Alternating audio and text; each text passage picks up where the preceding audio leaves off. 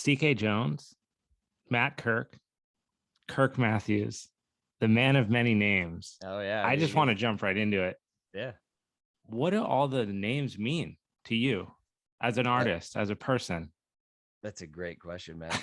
The first thing that comes to mind is it was never planned. I mean, obviously, I was given a name at birth, and you go with that one, and then as a kid, you get nicknames, and then nicknames stick with you whether you want them or not, right? And then obviously, as you get older and in the music business, especially the hip hop world that I was in early on, and nobody wants to use their real name, so everybody wants to use their cool guy name. So then it was like create a cool guy name. So I guess the only way I can break it down is like a lot of people that where CK came from. That's the first one, because obviously I've gone, CK is my nickname. It's what I go by. Everybody knows me as that. Most people don't even know my real, the Govy name. Right. And only until I chose to break away from my music career that I was in, that was all under CK or Ceekay Jones, did I decide to change my, quote unquote stage name, which is, we can get into that, but like, and then choosing a name, that became another one. Is like, okay, do I go to my Govy name,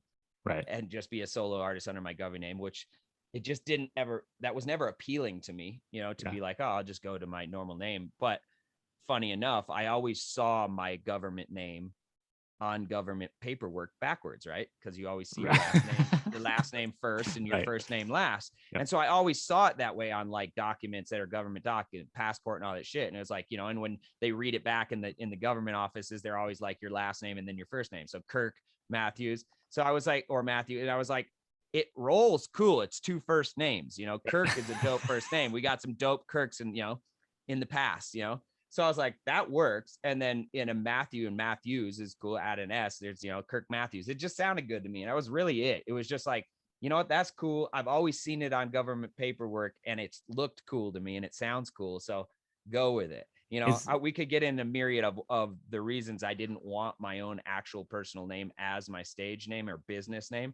There's a lot of depth to that, and for reasons like taxes and all the anonymity and all that kind of stuff. But that was the Kirk Matthews. But the CK part, getting back to that, my last name is Kirk. Everybody, my whole life called us, all of us, because of my family, is Captain Kirk. My brothers got it. I have two brothers. We all just got it. Anywhere you go, oh, Captain Kirk. I'm not a Star Trek fan. Like, nothing against it, and all you Trekkies out there, all good. Like, there's a lot listening. A lot. I'm not a TV guy, so let's just put it that way. Like, I don't watch TV. I barely Netflix. I watch motocross. Period. Supercross, motocross. If I'm in front of the TV, it's that, and then random bits. But so I wasn't into Star Trek, so the name as a kid was always like, William Shatner. Never like, I wasn't trying to be William Shatner as a kid, So like, it didn't sit well with me. So I was always against the nickname. Right. But again, you can't run from those kind of things. It's my real name, right? So then it was just like, okay, go with it. So then, when I started in the music stuff, obviously people would call me Captain Kirk, and then it was like abbreviated to CK, right? Right. And then people would be like, oh, like Calvin Klein. And I was like, no, not like Calvin Klein at all. So I didn't want to have that discussion either. So then it was like, how can I change that? And that's how I was like, here, I'll spell it. So I changed the name to CK, Ceekay. And I was just CK for a while. And then when I moved into like songwriting and I wanted to see my name in the liner notes, the credits and stuff, I didn't want to have like the rapper guy name. Like when you go to the movies and like Method Man is in it and it's like all the actors' names and then it says Method Man. And like that to me, to each his own, man. But that didn't look good to me. Like, I don't want to forever be a one name moniker. So like, I was like, Joan, adding a last name, then it sounds like a normal name. And then it's like, for me in songwriting, then on the credits, it's like Ceekay Jones. It sounds like a name. And that's how it comes. So what you're saying is William Shatner inspired you to 100%. Literally everything in your career, dude, is because of William Shatner. I have a Knight Rider in the guitar in the garage right now, dude. Kit's inspired in the garage. He didn't inspire you from Star Trek though. He inspired you from his Knight other Rider. Works. I see what it is. Okay, cool. And his German songs, they're great. Well, that's all I really wanted to do. I just wanted to find out the whole CK thing, and I mean, that was a podcast. We're good. Yeah, we're good. We figured it out. No, the reason that I like to just jump in and start things with like let's just figure out who you are and what's going on. But the other thing is, and I've always found this interesting about you specifically, and I would say a unique understanding of you just because of our family's history. Like for those listening that don't know, my family moved to Steamboat Springs, Colorado because of your family living there. And even before that, Taos. Well, because of Taos. And totally. That's a whole nother thing. But at a very young age, you and your two brothers were like my brothers. Yep. But your family to me was always, I mean, I still think of your parents and I think of your brothers as it's such a fucking awesome unit. Like it's such a sick family unit. You guys are so connected at all stages in your life. You transcend age and everything. It's one flowing unit of amazing people.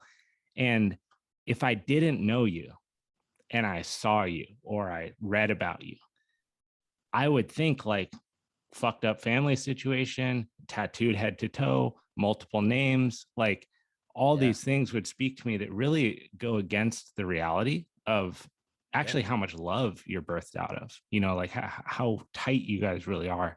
So within your career and with these multiple stages, and we'll get into just like you being an artist and coming up and all the different facets of the industry that you've been in, where did that come from? That like multiple identities, despite not being birthed out of like chaos? Yeah.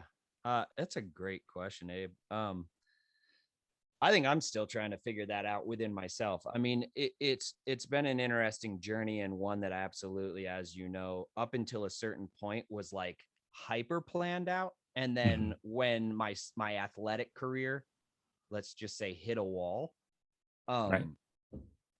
then the rest of my life just appeared, and it was like, and things just started happening. And because I was like, so, as you know, like both my parents being professional, ski racers, my mom being at the Olympic level, and us basically being born into winter sports. Like we were literally like that, like for my life, I tell anybody from age 0 till age 19, basically, the only thing I thought about other than just being a kid was the Olympics, was the Winter Olympics. That was it. Like my whole life was, how can I get to the Olympics? And that was, I knew that it was 1998 Nagano, or, I'm pretty sure it was Nagano in 98. And that was going to be my grand entrance, right, into the Olympic, the Olympic platform. There's a lot of stuff within that is deeper rooted, with my mom's past and stuff that happened to her in the industry, at that time in the late 60s, early 70s, with female ski racing and the political. There's a lot of stuff, and so for me, it was a double. It was like, I'm going for me, but I'm also going for my mom. And totally. And so there was a lot in that. And so I just like, I had what I would consider like straight up like Kentucky Derby blinders on, as far as like, I experienced life, but nothing meant anything except for, what started in ski racing, and then obviously, moved into snowboarding as that became more my, my zone. So, but once I, when I say I hit a wall, obviously when I turned 19, I blew both my knees out. And it was one of those things where I, as a person, always, I have this weird thing, and I catch myself doing it now, and it's an interesting self infliction that I put on myself, and I always think I'm already over the hill. I remember being 17 years old, professional. I turned professional snowboarding. I did my first professional contest at 15 and took prize money. And I remember being 17 and being professional and thinking that I was already too old, like that I had missed the curve, like that it wasn't going to happen yet, or it wasn't going to happen. Wow. And like and I remember being really like, fuck, man, like, excuse me, I don't know if we can swear, but like, I was like, I'm already, I'm over the hill already. And but I hadn't even started. Like like literally, like I look at a 17-year-old now and I'm just like, wow, like how I had that construct in my mind competing at that level. There wasn't even barely any 17-year-olds that were professional, and I was pro. I was like a very, and like, yet for some reason in my mind, I just felt like I was always behind and I wasn't ever good enough. And it was this driving force that's always been my driving force, but it's also to a fault, where I was like, so by the time I was 19, I just was like feeling like I was over the hill. And then for some weird reason, and I was just blooming, I was just starting to do well at contests and stuff. And because I came from New Mexico, which in my era of snowboarding, Taos hadn't even allowed snowboarding yet. Like New Mexico was not on the map for snowboarding. I had to move to Colorado to train as soon as I got out of school. And so sponsors never knew who I was. I mean, I remember my first ever real contest was the USASA Nationals in Vermont, and I had only ridden half pipe twice in my life. I had ridden slope style course 5 times in my life, and I ended up getting second at Nationals. That was my first ever contest. I had all these great results. Somehow the industry, because they didn't know who I was wasn't around. And then so like I always just felt like the bad news bear. It was like always like I was like, oh, nobody likes me, nobody knows me. So that was it. So then moving, coming out, so at 19 I blew my knees out, and instead of like, I mean, I guess I didn't have a vision of like I'm leaving the sport or leaving athletics, but at the time I remember I took the break. I went to Texas for like 6 months and learned how to tattoo, and then moved to Taos for a little while to see my friends from high school, and ended up jamming in a band. They had started this band, and it was like a thing. And I ended up just sitting, I had come down to hang out. My knees were blown. I had done surgery, but I was like, no way I was coming back yet. And we just started jamming. And then I ended up in the music business. And so from that moment on, I know this is a long-winded answer, but it's like, I just kind of like let go of the reins as far as like what the hell I was doing. It's like I entered into my adult life, and all of a sudden my life started over, because I never dreamed of being a musician. I rapped for fun at parties. I was in Steamboat contests. We'd hang out at night, young teens, smoking weed, drinking beer, and rapping, because I loved hip hop music. I was born in Western New York. I was introduced to the hip hop culture. I mean, literally, like hip hop was birthing as I was birthed, so like, and so like that was my first taste of music, was hip hop music, was like, Shaka Khan, Ain't Nobody. It was like DJ Reckless with Ice-T. I remember being like 2-3 years old and like taking that in. So like that was just my journey. So it was a part of me, but it was never like, yeah, I'm going to be a rapper, Right. And so that's where this, all of a sudden, I always say to people, music found me. I didn't find music. Music found me, and I ended up in the music business. And so when that happens, that was kind of like let's just call it the death, not the death, but like the start of these new people, like these, personalities that you bring up, because honestly, within the names are personalities, and I'm very aware of that. And that's the weird part, because then you feel like this almost like a schizophrenic disorder because you start to, like, for somebody that doesn't understand why I would say that, it's like, so I became Ceekay Jones. Let's just say that, like I became the hip hop moniker Ceekay Jones. And then within that journey, you start to get bravado, you start to get ego, you start to get, fame, recognized. People start calling you CK. You kind of forget about who you were at 19 or before as the kid that you were named at birth until then, because all of a sudden, early adult, ego is a hell of a thing. We all know that, it's a beautiful thing, but it can be very out of balance. And when you're young and you're getting shine, it's real easy to flow with it, right? And, you become that person. So like, and then because like I said, that I didn't have these like life journey goals in the music business, I didn't really know who I was or what I was. Cause up until that point, I was an athlete, period. Yeah. Like, and so like, I just kind of like let go of the reins, as I said, and started just taking this journey. And so then CK, because of, like I said, with the Captain Kirk, became CK. CK started to take on a personality. And then in the music business, as I excelled into the music business, and like that's a journey in itself, like we talked about. It's like, my musical journey has been a wild one, starting from this band. And then, I mean, we're going to go into it too. There's some parts like this can be a long podcast because, like, it's like I have 20 years in the music business, and I've been involved on a successful level in extreme number of different genres. From underground rap music to underground New York hardcore to pop music to pop hip hop music to now what I'm doing now, which is Americana folk / country stuff. Like I'm all over the spec. I have records in Europe with EDM, electronic producers, that have done really well. So like I've just never like going into it because I didn't have a vision. And then I was in a band. So once the bands split apart, then it was like 2005, and I'm in Los Angeles at this point, having no idea what I'm doing because then the band's gone, and that was the only thing that kept me in the music business. And then I moved to LA, which is like Groundhog's Day for weather. You know, it's like sunshine every day. There's no snow or mountains in LA. I mean, come on, Big Bear. We used to joke in Colorado about Big Bear. You know, it's like a sledding hill. You guys, you know, it's like, yeah. So I was like 2005 in Los Angeles, having just spent 5 years in a band that did enough to where I got my fix to where I was hooked, you know.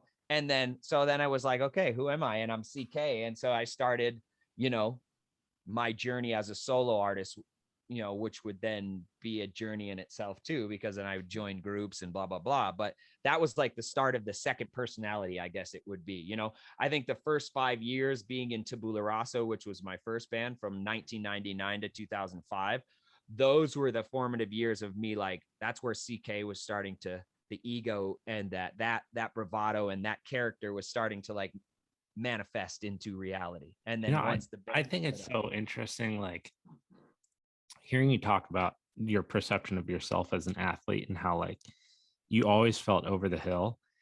The irony that like now in later years in life, you have a relentless approach to pursuing your passion. So like at a time when you're seemingly or numerically young and like athletic and whatever, you're feeling like an old guy. And now later in your life, you have this fucking energy of a 19-year-old going like, I mean, it's been fun for me to watch because over the past, you know, decade, basically since I moved to Los Angeles in 2011, you were still out in California. So like watching your career go through, because you were still Ceekay Jones then, going through and changing and reinventing and doing all this stuff. It's like, that takes more energy than I think people are willing to accept. That takes a lot of energy to completely rebrand, not just psychologically or emotionally, in belief in yourself that you can actually fucking pull it off, right? Yeah. Yet here you are from an outsider looking in, what seems the most authentic version, which is a return to who you were anyway. 100%. So you put on all these different masks for, you know, 20 fucking years, and then finally just take them all off, and you're like, no, I'm basically me. I'm just going to switch my name around.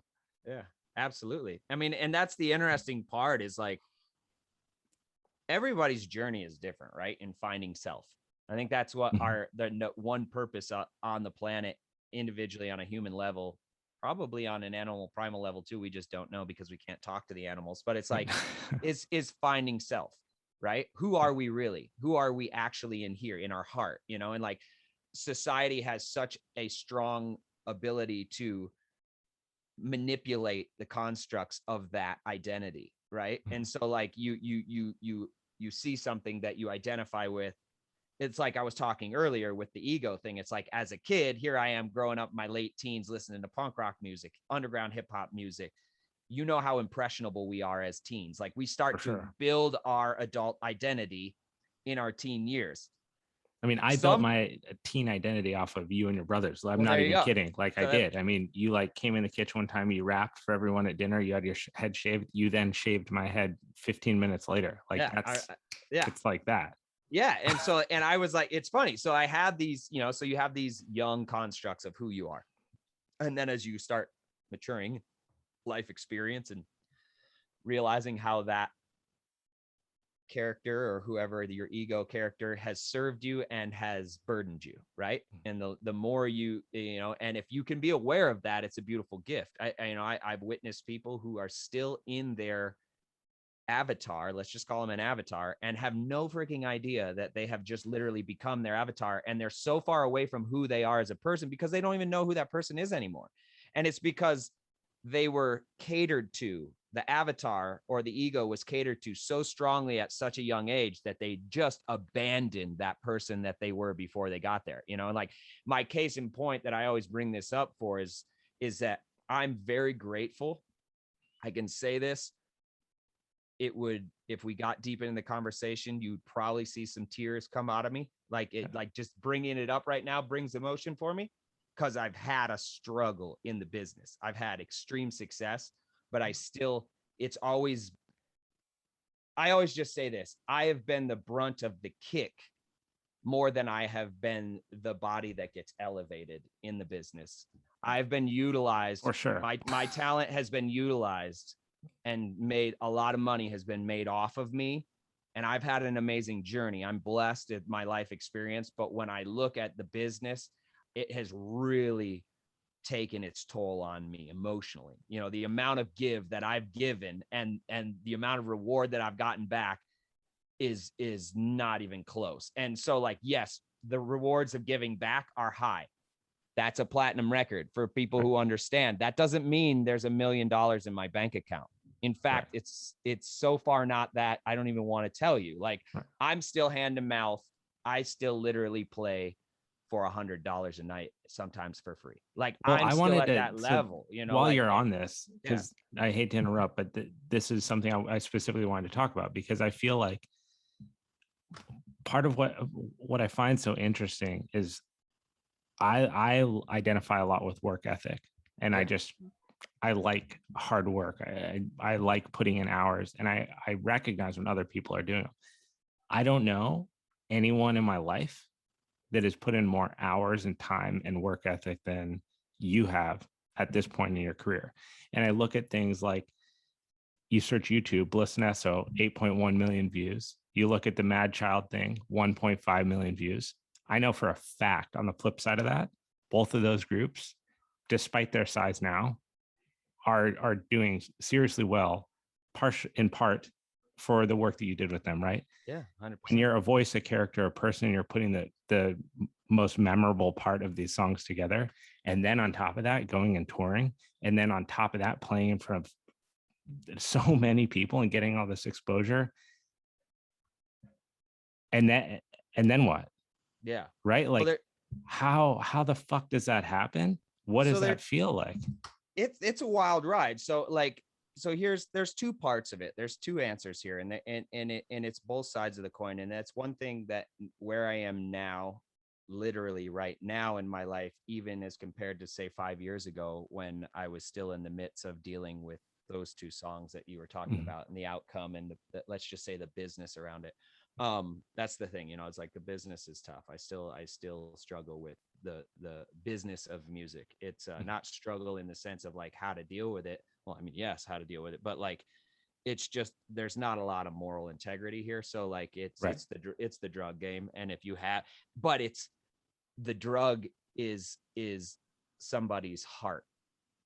You know what I mean? Like, music it should be from a place from here. So as the carrier of the product, it's really hard to like get taken advantage of from something that came from here, you know. And so, but over time, obviously, you start, like I always tell people, my skin is so fucking thick. I'm so numb to like all the bullshit to a fault at this point, you know, where it's hard for me sometimes to like go all in, because I'm like, yeah, heard it before.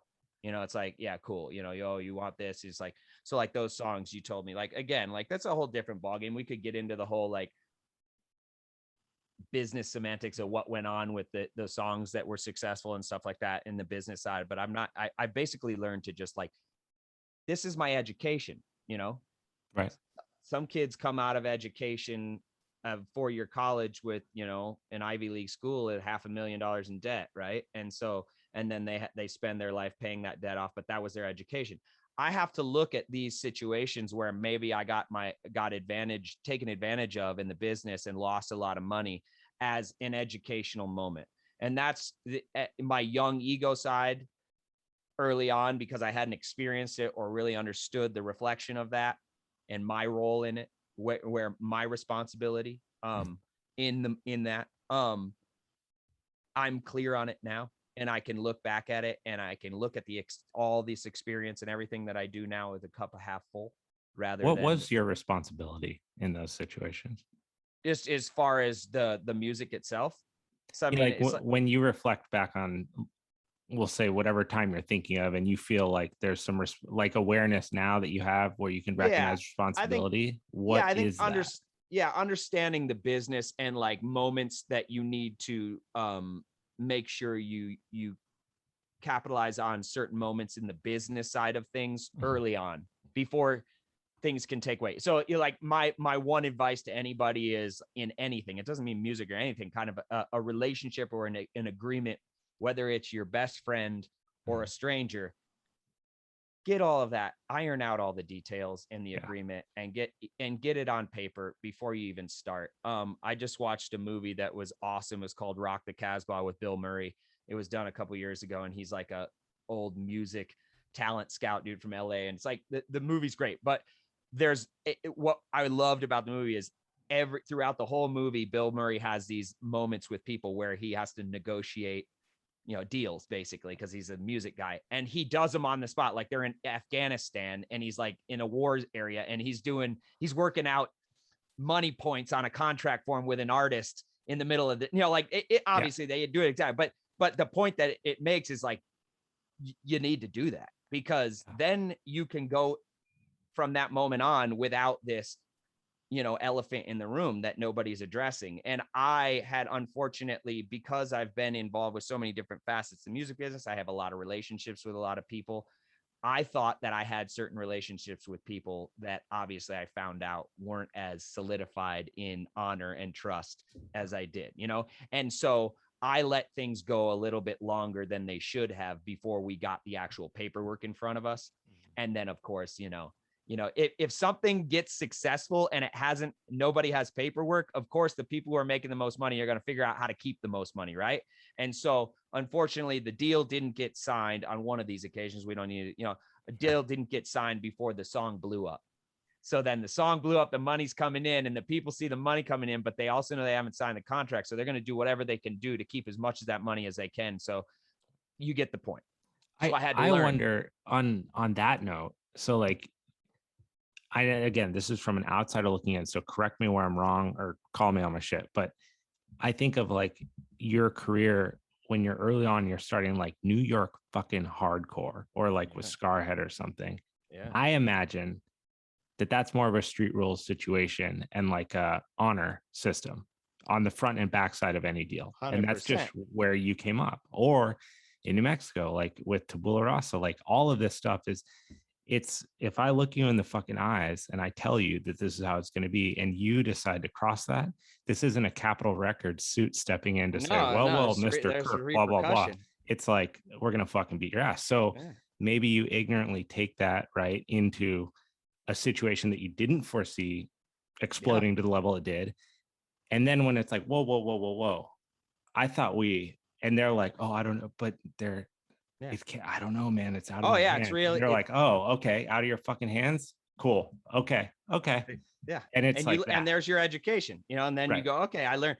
And so on the flip of that, the other, in your responsibility question is understanding that as an artist or an athlete or anybody that has a goal for something, you are going to reach the opportunity for your moment.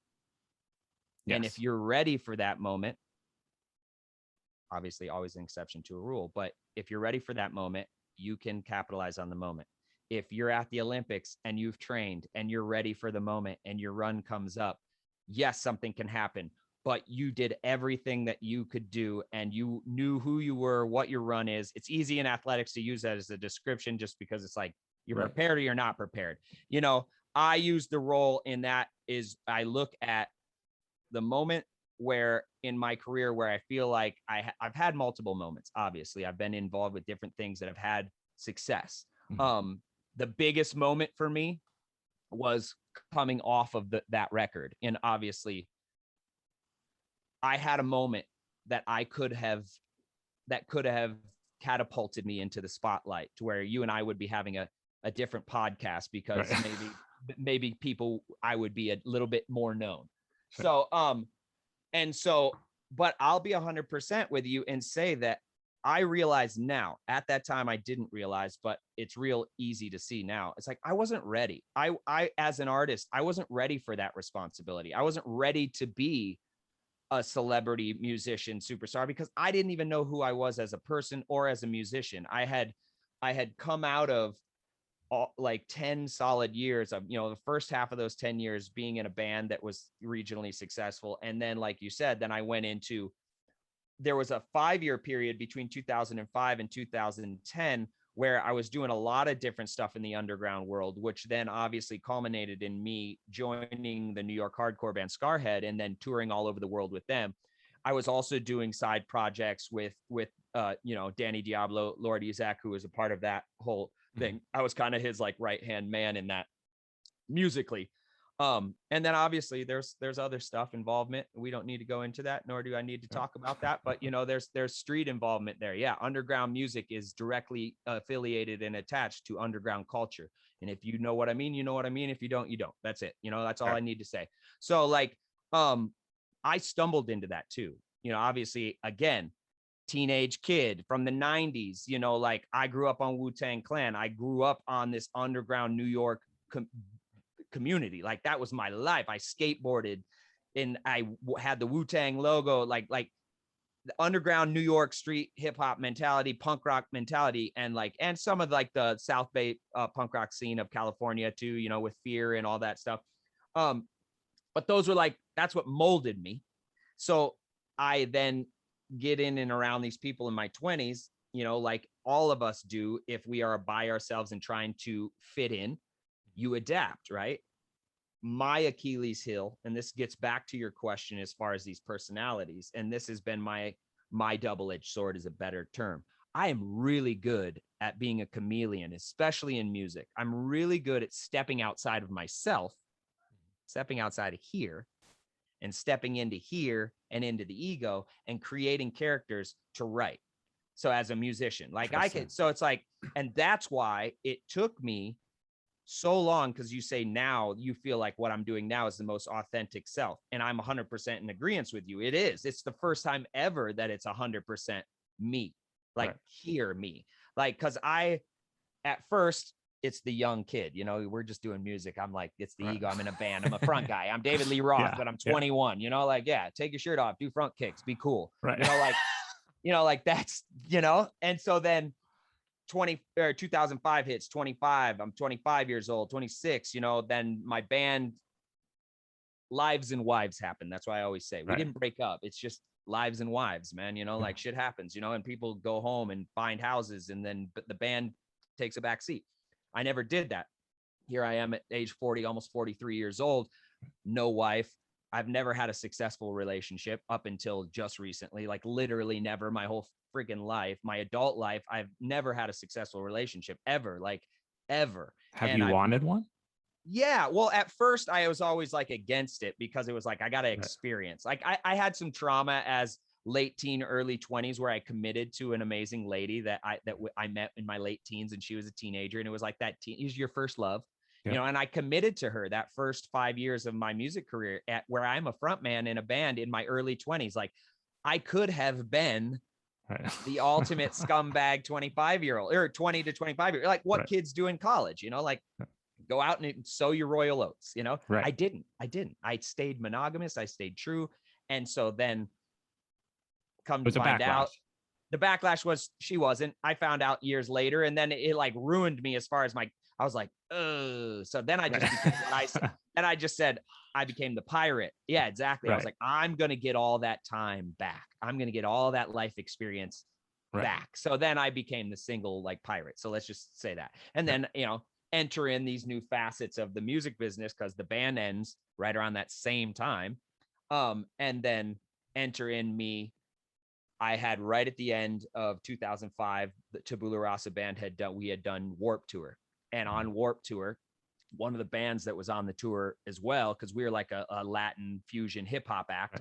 There was another like live hip hop rock act called Lords of Brooklyn from Brooklyn, which the lead dude, his name's Caves, who's a very famous graffiti artist. I remember we were playing in Pomona Fairgrounds in California, and we had just performed, and Caves was walking with me after the show. And we were talking about hip hop and my life and what things that influenced me. And at this time, I'm right around 24, 25 years old. I was like, yeah, I loved Everlast. I loved House of Pain. He was like, well, who's right in front of us right now? And I was like, what? He's like, well, you see who's walking in front of us right now? I was like, yeah. He's like, well, that's Danny Boy from House of Pain. Like, that's Danny Boy right in front of you. And I was like, what? And like looked up and he was like, Danny. And so Danny turns around and I end up getting introduced to Danny Boy, as well as a very famous Japanese artist named Hikaru, who started Bounty Killer. And I don't know if anybody knows Bounty Killer, the brand, but he was one of the first urban street brands in Japan, which is a massive underground culture of fashion. Yeah. And Hikaru is like one of the bigs. So like, so him and Danny were right there. And then I introduced myself and I ended up sitting at a picnic table with those two guys for like 3 hours that day. And it started a friendship with Danny Boy and me. That relationship also could be a podcast in itself, because we had formative years for a period of time. And so that started me kind of like meeting Danny Boy. And then long story short, ended up starting to work with him. He was starting a project called La Coca Nostra, which was like, he wanted it to be a white boy underground, super underground hip hop group, kind of like a Wu-Tang Clan, but like the underground Caucasian community, because, obviously at that time, there was still a lot of separation, But Danny Boy is Latino. No, Danny Boy is white. They're all Irish. Yeah, they're all Irish. Well, Danny Boy O'Connor is Irish. Everlast is not, but he's part Irish, but and Lethal is, I think mostly Russian. So like, as far as lineage, gotcha. All of us are American white. So like, like white Americans. So, but like, but that was what he did. And that's why he called it La Coca Nostra. There's a long story on why the name, but it was like a white drug, it's like we're the raw, uncut form of this white hip hop thing. But it was a super group. It was Ill Bill from Nonfiction. It was Everlast from House of Pain. It was Slain from Boston scene. It was like all these grimy, semi and very successful hip hop artists, and Danny was trying to put this group together. And so I was like helping behind the scenes with him. And again, like I said, that's a whole story, how that tacked in is a different thing. But so I spent then the next few years with Danny Boy as like his sidekick. And then that was how I was introduced into the New York hardcore scene, because me working with Danny Boy and all the underground hip hop stuff that I was doing with, and that was in LA at the time, enter in all these players in that group that are obviously from New York, because New York, with that scene, Nonfiction, Ill Bill, they're all from Brooklyn, and so then enter in one day, me going to DJ Lethal's house in Hollywood, walking into the house, and Lord Isaac, aka Danny Diablo, is sitting on the couch. He's from Queens, New York, but he had come out to LA and just relocated. And then that was what at that moment did not know that at that time meeting him, he would become like, I would become the right hand man to him. Yeah. Starting very soon after that meeting, and that's how I ended up in the New York hardcore scene, was through Danny, or through Isaac, both named Danny. Bizarre. So yeah, and that's how I ended up in that. And so it's just like that you talk about the personality shifts. It was like, I always kind of like say that I was like Jim Carrey and Yes Man, because I didn't know anything at that point of like, once the first band stopped, and I was like, I remember I even enrolled in MI, Musicians Institute, for vocals, like, because I was like, I'm not going to go get a normal job in LA and just be in LA to have, damn well, that's like the kiss of death. You don't go to LA just to go to LA and just get a job to be in LA. Like, you might as well just shoot yourself in the head. Like, you're gonna fail. So like, it's going to suck. So like, and so I was like, I got to figure out what I'm going to do here. And also, how can I get my bills paid without getting a job? Oh, student loan, sweet. So like, I just, pimped the system and was like, I'll go to college. I'll go to college, like, and so like, I barely went to MI, because at the same time, here I am spending my days with Danny Boy, from House of Pain. So I'm hanging out with my like childhood heroes at night in the studio. And then during the day, I got to go to class. So that obviously, how long that lasted. Was there anything with, I'm just not versed enough in that genre of music to really even say, but like, was there part of you that felt like you had to convince that, like, everyone in there that you were of that? Because again, and I say this really from like, I know you, like, you're kind of like a brother to me. So I know your family, and I know there's nothing wrong, but I can imagine within this genre of people, these are like no parents, no relationship, No, real deal. like Real your deal. only brothers in arms kind of thing. And like, here's this guy who like just quit snowboarding 2 years ago, who's like not just still talks to his mom and dad on the phone all the time Every with day. love and affection and brothers, and there's nothing wrong. How are you like rubbing elbows with what I imagine is progressively more and more and more serious people, Oh, hell yeah. Yeah, no, and I mean, convince them that you're legitimate? Like, how the fuck does that happen? So it's a great question, bro. And like, these are these delve in, I've never talked about this topic. Obviously, that I've had a wild ride. Like as the listeners that are listening right now, they can only imagine. I mean, this is just the fucking tip of the iceberg. And like what you're talking about right now is a time in my life that was a very interesting time. And what you touched on right there is what I've had to really do the work with now.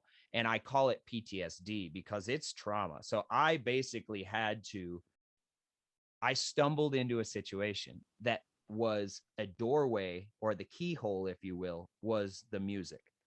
And because I was so all in, and here I am, like I said, with these key figures that I was influenced by as a kid, that I was like, yo, I kind of based who I was off this person. So then I'm like with these people and I'm like, okay, how do I fit in? Get in where you fit in, right? Because like I was saying, I was kind of lost. I was like, I don't know who I am in the music business. I knew I liked hip hop. I knew I rapped, but I had never like made a solo record. I had never been a solo rapper. I had a band, So it was like, so I was trying to find myself, identify as who I was. And I'm in my 20s, and we all know you're still trying to figure yourself out in your 20s, For sure. If you can figure yourself out early in your life, that's a gift. That's a great gift.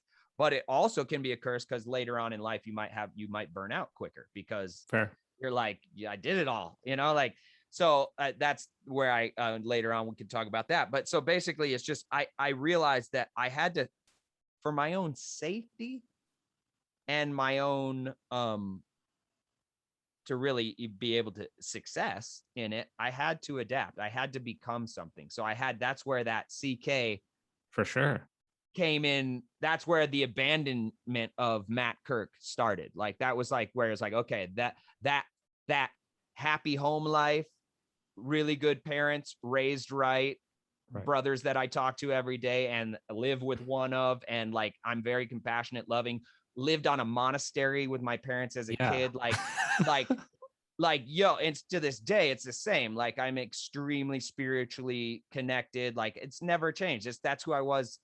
But when that happened and I ended up in that again, the depth in the conversation in that is not for this, but like I had to conform and become something that I wasn't to survive. And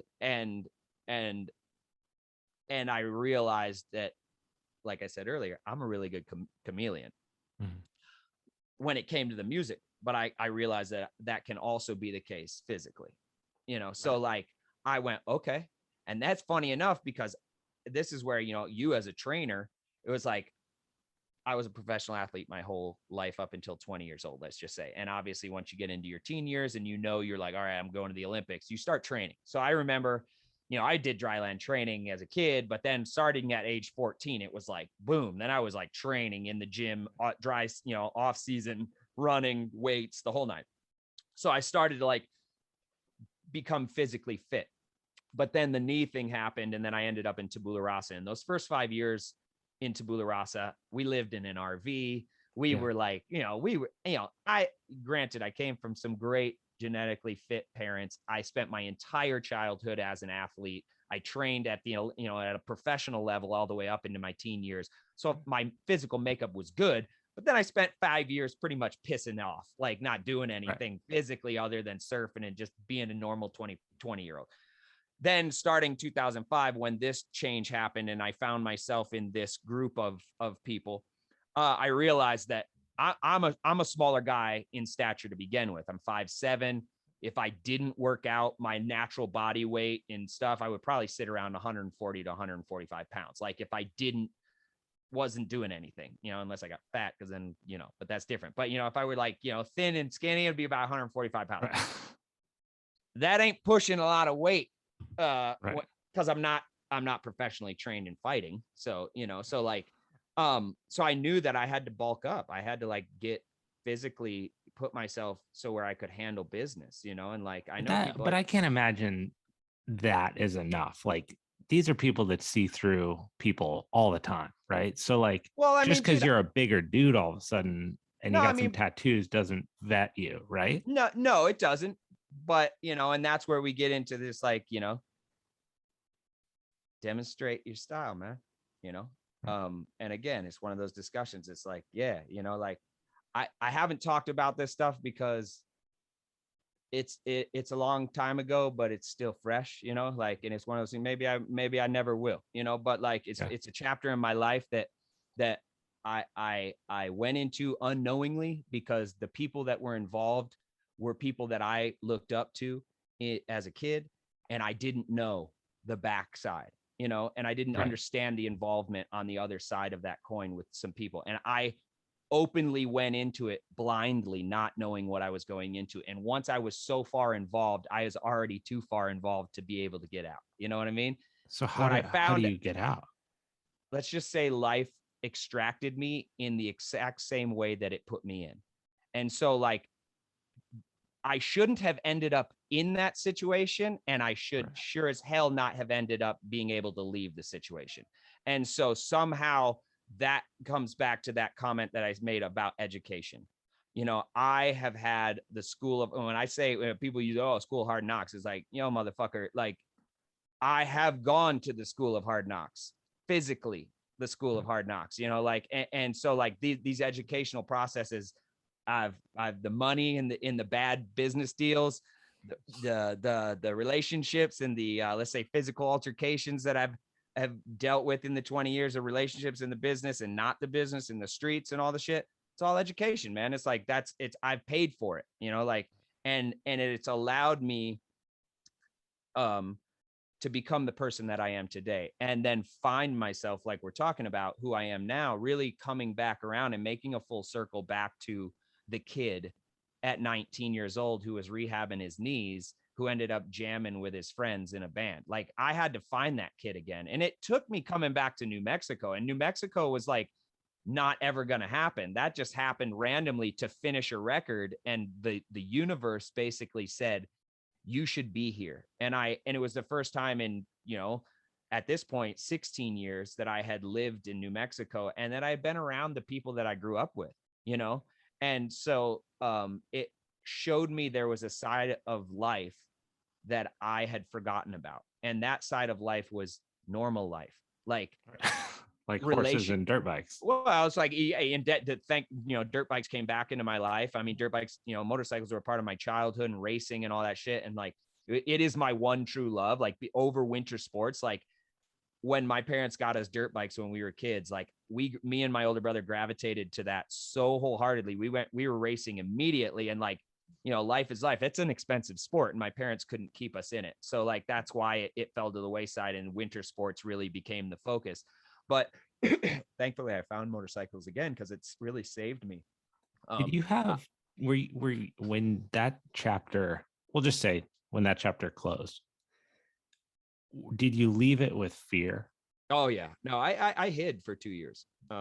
Most people don't know that, but I was in hiding for 2 years. And again, it's hard to have these conversations and say stuff like that, and then people go, well, what the fuck were you involved in? Well, we can be respectful. Take your guess. Yeah, take your guess. It's like, be respectful. Understand that it was some organized stuff, right. And so, and not for the best of my longevity. Because I just think of that, but life experience though, man. I'm like, how do you go into hiding and then ever come out? So here's the thing, is like, and this is why I said what I said, as far as the for some reason I got in this very way that was way too seamless and way too easy. Let's just call it that. And then I was extracted out of it. When I say way too seamless and way too easy, it was, but that didn't come with not come with a cost. Like I said, like, obviously I was extracted easily out of a situation that most people never get out of, but being the situation that I was extracted, I, out of my own self-regulating safety, stayed in hiding. And then, because like you said, I am a good person. And I know that from the foundation. And in the involvement of that chapter of my life, I was around a lot of great people too. There's a lot of people involved in really weird shit that are actually really good people with great hearts. They're just caught in things. And who knows? That's their journey. That's their educational journey, right? So I met a lot of great people, and a lot of people within that time frame really did realize and find out who I was as a real person. Like I didn't walk around with this fake bravado, like this fake personality. I've always been me. It's just when it came time to step up and do what you were asked of, I didn't flinch. And I had made sure I was 110% able, willing, and good at doing that, just like competing for an Olympic medal. So I took that job just as serious as I took my training for professional career. So when you have been in the level of athletics like you and I have been in, and you understand the workload that it takes to get there, and you do it, you can become really good at something. And those people that you are doing it with become very aware of how capable you are very fast. Right. So to my fault, I became really good at that thing that I was involved in, and it was because, again, I say it was my safety. It's like I was going, hey, if I'm all in, I'm all in. I'm not going to be, I ain't doing it. I don't do anything in my life half-assed. That, Right. So it's like, so I'm going to commit because I'm here. And it was one of those things where when I was making that conscious choice, it was either do it or it's going to be bad for you. It's like you either Right. are going to be really good at this or it's going to be bad. It's like, you don't want to be an amateur motocross racer and go out to a professional national and just jump on the track with these guys and try to go their speed. You'll Right. fucking die, like that was my whole thing. It was like, okay, here I am. It's like, and that's why I said I got myself physically able to deal with situations. I got myself mentally able to deal with situations. And that's where the PTSD comes in. That's why I say with the mental, it's because I had to shut off a part of myself that had been nurtured as a child. My parents, like Right. this loving, like I have such inherent, intuitive, passionate empathy for humankind and the Right. human heart. And whether you are it's hard for me. I don't hold grudges. Like I still to this day have like huge catastrophic things that have happened in my life that people have done to me. And I forgive them all. Like I don't hold grudges because I realized I did, and it did nothing but burden me. No It's not service, burdening yeah. them. Like the grudge you're holding against that person, they're not losing sleep over that. And if they are, then that's for their work to do. But like, I think individually coming back to like, we're here to do the work and find out who we are. It's like, that was some of the work that I needed to do, is like, forgive these people that put me in these situations, and also I'm learning how to forgive myself for making these decisions that I thought were in the best interest of me in the moment that led to some really interesting life journeys. Right. So like, but it's also perspective, man. Here I am, I'm able to share these stories. And again, like I said, maybe at some point I'll sit down and I could write a book. My life up until 43 years old has been a really wild ride. So like, and for better and for worse, and the fact that I'm still here is some wild shit. So like, I wonder if even in this stage, I won't even call it the twilight of your career, because I think that's insane. It's not even, it's like, no, I feel like I'm honestly, just starting. totally. I really do. So, and if you look at like, especially who you are now in your music, it's like you had to go be not who you were so many different times to get into and out of different areas within the industry, to figure out what the fuck's going on, to get to a place where now you can be you, and you can make the music that is ready to actually have a stage to be on. Because like you said, you weren't ready. And if you were given it, you wouldn't have known what to do with it anyway. Yeah. And but I wonder, like psychologically, emotionally, if it's hard to talk about these type of things or stuff that happened in your life openly. And I understand, like, this is like my podcast platform. It's not the best place for that to be delivered. Well, it's more just like not putting anybody else in the conversation. Totally. And totally get it. Totally get it. But is your music now a space where you can share these emotions and these stories and these feelings through the art of songwriting and music without naming specific names, but Yeah. like all this fuck shit that's in there and the PTSD, can you channel that? And do you feel like this folk music genre and where you're at now is the place to deliver those stories? I do. And I think that's you just said the key word that I was about to use. It's stories, it's storytelling. And as a songwriter, as I've gotten older in the game, obviously you come in, I always, get back to the ego thing. It's like rap is an ego driven sport. Urban music now, what is on the radio, just because it's considered rap, to me, they might be doing what is currently called rap, but rap in my era, that I hold era, was a competitive bravado territory. Don't go listen to late 80s, early 90s, and early 2000s hip hop artists. The shit that's coming out of these artists' mouth is not very light, like happy Pharrell. I'm so happy, like it's not, like it was it's swordplay, so like it was verbal swordplay. And so like you create that, right? Like that's that angst in there. And then because again, it keeps building this character, and then you've got to like find yourself in that. And then so for me now, I'm able to take all of this stuff that I've done, and there's been a lot of trauma, man. It's a lot of stuff I've had to stuff, like I said, and like and interesting. We're spending a lot of time on the what I would call the cup half empty side of my story. The interesting side, right? It is. Well, and it's a side, like I said, I've chosen not to tell it for a reason, like just because I'm somebody that I'm a cup half full person. I want to talk about the fun stuff that's happening. I want to shine light. I want to put the spotlight and the energy on the positive, not the negative, because the negative were great lessons for me, but the positive is the inspiration for you, or not you, but just the listener. It's like there's lessons to be learned in the story, but there's and on both sides.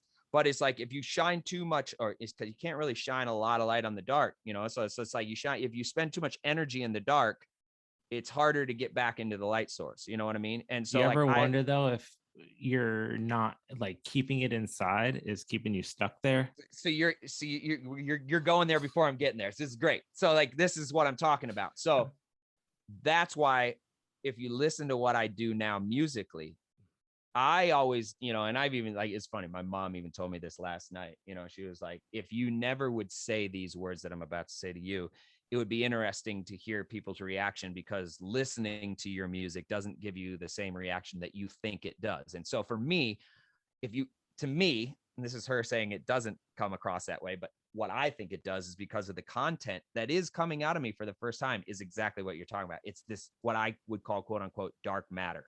I have a lot of shit stored in this closet that I have had to stuff for my own safety, for all this stuff. So emotional buildup creates scar tissue. It creates emotional scar tissue and baggage, and it shuts down your heart center. And it's hard to access your heart center when you keep piling on the scar tissue. And so I have been in the last few years relentlessly trying to scrape the shit out of the scar tissue that's built around my heart. And because it has affected my relationships, in my intimate relationships, it has affected my relationships with friends. It has affected everything. It's like, because I'm operating from a place. So I'm trying to like shed all that. And that's why I said, coming back to New Mexico, getting in touch with the person, the kid that I was, that was inspired by all these things, why I was inspired by those things, not, the things that I think I was, but what was it really, that led me to that. And then, and using all of that to tell the stories, like you said, because the one thing that is beautiful about folk music, Americana music, and like it or not, people talk shit on country music, I think it's the best songwriting because they're storytellers. The art of storytelling is still alive and well in true country music, not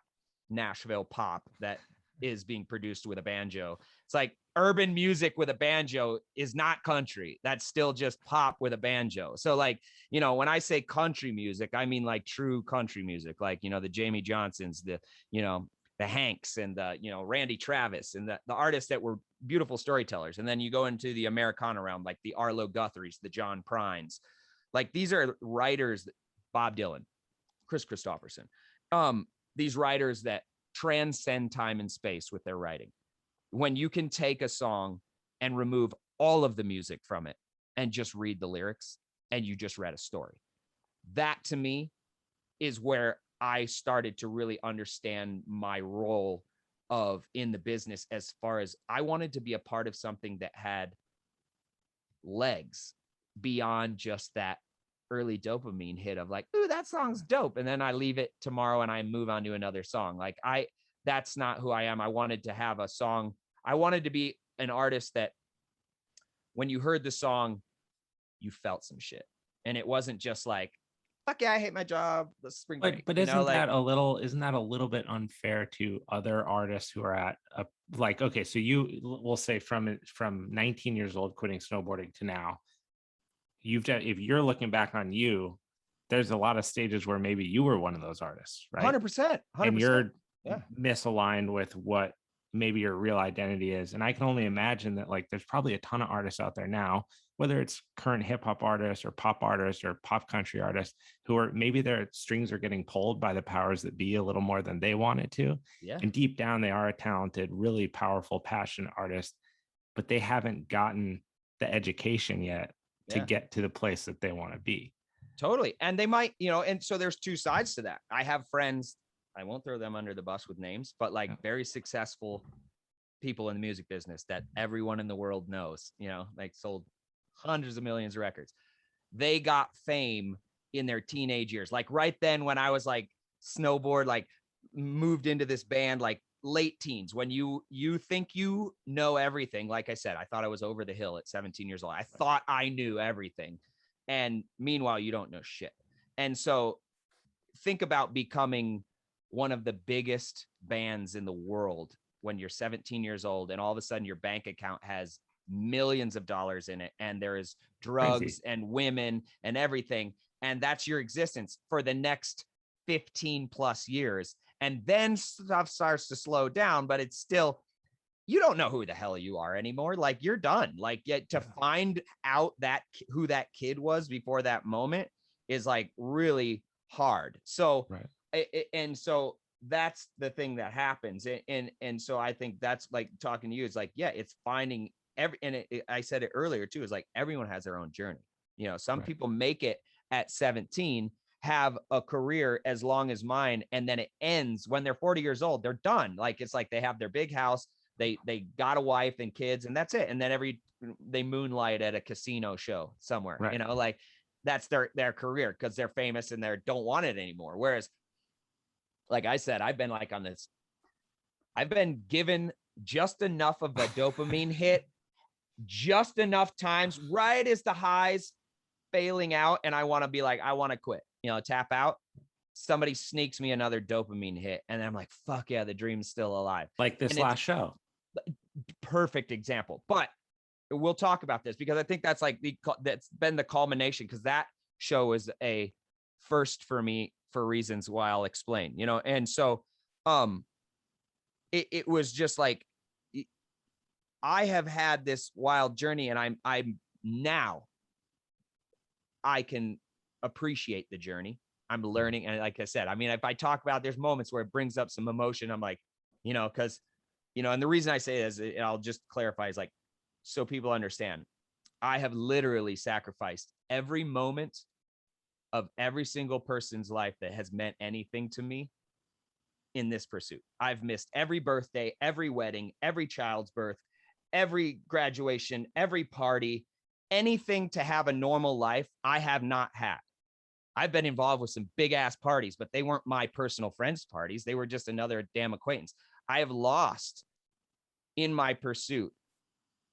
My world is this big. Like I made a joke the other day. It's like, I have my phone is filled with probably every celebrity everybody would want to have their phone number, but my phone sits silent all day.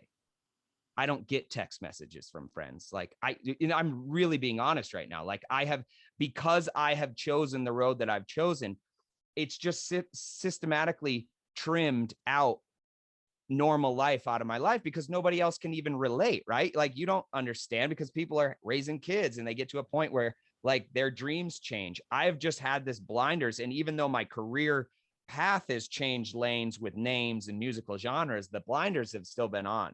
What if it never happens?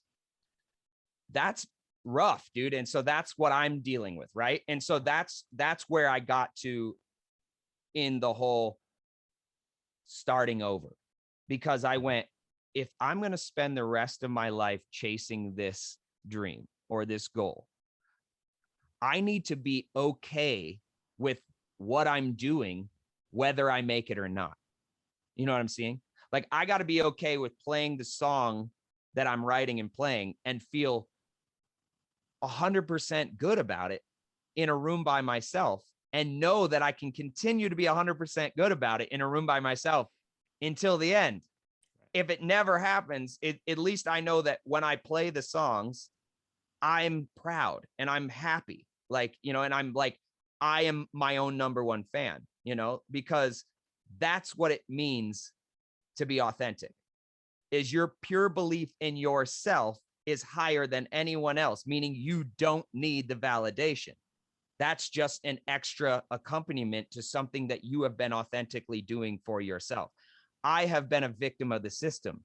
I came into the music business not knowing that I was in the music, like I said, and because I've allowed just go where the whim, and I'm, you know, whether people think it's a cocky statement or not, talented to do all these things. I've been, you know, it's an inherent blessing of a gift that I have been bestowed on me, is that when I try something in the musical realm, it comes to me pretty damn naturally, you know, and I'm aware that that's not the case for a lot of people, but it has been the case for me. It's like, and that's also a double-edged sword because it allows me to get into all these different facets of music and then lose my identity.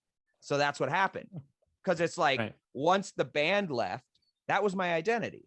So then I ended up with Danny Boy, and then I ended up with Ezak, and then I ended up with Bliss and Esso, and then I ended up with, you know, fucking Moonshine Bandits, and then I ended up with, you know, and then recently I'm Daughtry. You know, it's like, talk about some broad spectrum shifts there, genre wise and music business wise, from, you know, where it's all at. And so in that, Daughtry is a bad example because I finally feel like I was myself on that stage. Right. Like I was going to say, that's kind of like where you want to be. Just saying, right? I'm just saying, as far as like the span of the curve that has happened is like, but that's the, when I get back to that thing, as far as like, if I was ready at the time of the Bliss and Esso thing and I had my moment, because to explain that a little deeper is like, when that record hit, it became, you know, I think it went #1 in the hip hop charts in Australia. It definitely was in the top 5 overall charts in Australia, you know, platinum. We toured all over the world. I spent most of 2013 or half of 2013, most of 2014 with Bliss and Esso, some of 2012. It was a big record. And so obviously I went over to Australia and we did everything. We did the Today Show. I mean, I did everything you could possibly do in Australia, because that was the market in the group. Bliss and Esso are from Australia. I did everything you could possibly do in that country to promote a record on the biggest level it gets. I was on the rugby show, the footy show. So here's where you're getting into this. These are these small disconnects that have created the issues within myself. And again, they're disconnects with their stories. I have to like understand that goes back to that responsibility thing, right? It's like, I have to own my responsibility in these moments. And the emotion is only something that's based on a situation in which I chose to react to it, you know? So the trauma can be transmuted by changing the story. You know, it's like shifting where your light source is in the room. You know, you saw something from a certain way because the light was hitting it this way. So it cast shadows here, but that doesn't mean the things that were in the shadow that you didn't see were actually dark things. You know what I'm saying? Like, if that makes any sense. So it's been over time, me trying to reanalyze all these moments in my life and shift the light source, if you will, and try to understand a different side of that educational moment, and to redirect the trauma. So I don't keep repeating these stories that then trigger these emotional responses that are baggage that don't even exist anymore. You know what I Yeah, mean? they Like happened that. already. Yeah. And for some reason, and we all do this, like I'm doing it for my life, you do it for yours. We all have these moments that and that's why I say the whole grudge thing, because grudges are those things where you remember the grudge, it then releases all the peptides into your body and all those dopamine things that are like highs and lows. And it's all like, and then, if it's a bad thing, it just creates all that angst that comes back into your body that it's not there. You just recreated You're it. reliving You know what I mean? experiences That's that the are not past. present. We know that the past is the past. So the only reason that reaction is there is because you've allowed it to be there. So, and sorry to tangent on that, but that's the work I'm doing now about my past, because I have had 20 years in the music business, and I've done probably more than majority of the people in the music business have done, because I've been all over the spectrum. I've done all these things. And like I said, I haven't been attached to anything. I've just kind of yes manned everything. I've had this amazing career, this amazing journey. I've been around the world multiple times. I've played on stages with all these amazing people, like that I never as a kid would have thought, but the whole friggin' time, like you just said, it's been somehow my talent, my interjection into the moment has been used. I've been used. So I've been getting the dopamine hits, like that record, like you said. It's like that record, the only thing they did was requantize the drums, add some light production to it, some symphonic strings and some things, change up some things, and rewrite their raps. Because that song was done. I produced and wrote that song with Nigel in 2010 before I even met. Well, it was about what's his name? Cam Snyder anyway, which is no, right? So that's all them. So I didn't, like, my life was my story. I had quit Scarhead, the hardcore band, and I was living on Nigel's couch. Actually, I was living on a couch inside Jake's bedroom inside Nigel's house. So Jake was living with Nigel in Burbank, which is my younger brother for listeners. My older brother is Jake. Jake had moved to California. And then I, at that time, was touring the world in Scarhead, and this whole thing that I had been in for about, 6 years, and I was done. And so I quit, and that's when, for a little while I was hiding, like I said. And then when I finally felt comfortable to go back to California, I moved back to California, but I had quit. I had all my money, all my income, everything. I had lowriders, man.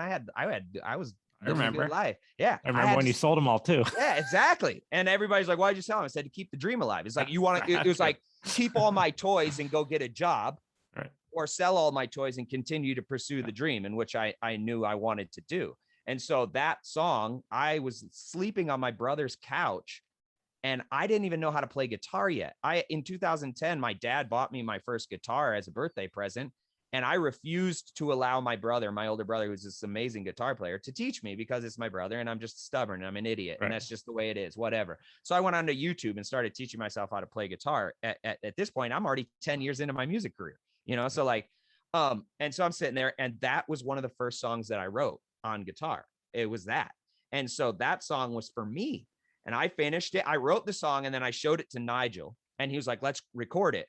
And I had part of the chorus done. And then we were messing, I had tracked it, and then we were messing around, and I was throwing ideas around. And that's when the My Life came in. And I'm going to put this on record right now, because I've never said this publicly. I know that came from a 70s song from, I can't remember the name of the artist, where he's like, my life, my life, my life, my life in the sunshine. There's a section of a song in the 70s. And I know as a kid, I probably heard it. But when I tracked that in the studio with Nigel, that was not in my head. So I did not have this like, oh, I'm taking this dude's part. And I did. It's different key. It's like, it's not like a sample. But I want to put that on record, because people are like, oh, yeah, right. I'm like, no, dude, seriously, I didn't know. And until later, and then it came out, I was like, oh, that's where it came in. It happens in the music business a lot. Start listening to songs, you guys. It's like people take other people's shit all the time, and they don't even realize they're doing it. And then Puff Daddy does it and totally knows he's doing it, and then he pays for it. So whatever. But anyway, I just wanted to say that side note. But so we did the song, and then we shot a music video for it. I still have that original music video that was shot and done before I ever met Bliss and S. Is that the song was done. I have a hard, when I listen to you talk about this, when I listen to you turn around or like see you reference the record, or even where you position the record, it's the highest point in your whole room there. Like I'm conflicted because part of me feels like this was truly a highlight in your career. It was. And then this other part of me feels like it's this point of resentment and frustration in your career. I would say I don't hold the word resentment there, but frustration definitely. And again, had you had this conversation with me 5 years ago, 2015, coming out the outskirts of the lawsuit and all the things that I went through with for it, I would have given you a very different answer than I'm about to give you right now. Like, you know, and that's the work. You know, it's like gratitude. Yeah. The attitude of gratitude is huge, and understanding gratitude in your life journey and understanding how sometimes we forget. And it's real easy to think about all the things we don't have and the things we haven't gotten and never really appreciate the moment of when you are receiving. And that's just as important as celebrating your victories are just as important as learning from your losses. Yeah. And a lot of people, because especially in sports is a perfect example, is you're only as good as your last W. Nobody remembers, you know, past last weekend, you know, so like, you know, so as far as that goes, it's real easy to win and go, oh, well, I'm going for a championship. So then you never celebrate the win, and then you get the championship. But guess what? Training starts in 2 weeks for next season. So you don't even celebrate your championship because you know that you have 14 days to get ready for next season to start. So you just never even recognize or appreciate your accomplishments. So then as time passes, you don't even feel like you've had any accomplishments because you don't recognize with a feeling of that. You're still chasing. And so then the whole story becomes you just chasing. That's been my whole thing all the way back to the 17-year-old that thought he was not good enough yet or over the hill. Case in point, the nationals thing. I told you I went to Vermont and got nationals. I missed the award ceremony. I didn't even think I thought I had such a pathetic run. Like I thought I did so bad that I went to dinner with my grandmother, and then we came back to the ski resort, and some kid, I don't know, I was from New Mexico, came out to me. He's like, "You're Matt Kirk, huh?" And I was like, "Yeah." He's like, "Dude, you got second in the big class. Like you got to go they just had your award ceremony. Why weren't you on the thing?" I was like, "What?" And I walked in there and like, yeah, the whole award show is over. Nationals, every sponsor in the whole nation for snowboarding is there. And like I told you, I was like, my story was nobody wants to sponsor me. Nobody knows who I am, blah, blah. I missed the damn moment. That was my moment. Had I been on the podium, those companies would have seen me. It would have been all these things. I chose to not go there because I didn't think I did that. That's life. Life did that to me. That was a lesson right there, and I look now as a kid, I'm like, oh, my grandmother's still mad at me. She I want to hear about like, it seems like there's a lot of missed moments, of course. I have natural. I have a lot. Yeah. The Daughtry thing seems like a made moment. So it seems like a moment that it came along. You've gone through this entire career. You've done all this different stuff. And I don't know how, like, tell me how this opportunity presents itself, but it sounds like you said yes to the right thing. Yeah. And for what seems like the first time in a long time, it's like things are going in the direction that you kind of want them to go in, right? Yeah. You're not headlining and he's not opening up for you, but it's a name within a genre that you're identified with and passionate about. Yeah. It's a good exposure and a real stage. It's proving that the music that you're making right now is genuine. People identify with it, but it's good and people want to hear it. Yeah. And this is how it starts, right? I mean, you're opening, you're not walking onto Bliss and Esso's stage and playing their song. You're opening with your music as you. Yeah. For sure, for someone else, but you are your own thing for the first time. Yeah. And people are sitting there listening to that for the first which time. Hasn't been going on ever. Yeah. No, and that's real. And so just to clarify that everything up until now has always either been something that I wrote that I ended up negotiating a deal for another artist to have the song and me stay on it like the proverbial Nate Dogg of the things, you know, end up stay because they're like, oh, I can't sing the hook that you wrote. So you stay on there and sing the hook, and then we'll just write raps and then call it my song. Like that's been the case of my, you know, all my success in the music business has come off of songs that I have co-written or written with my family members that other artists have taken from us and gotten success off of.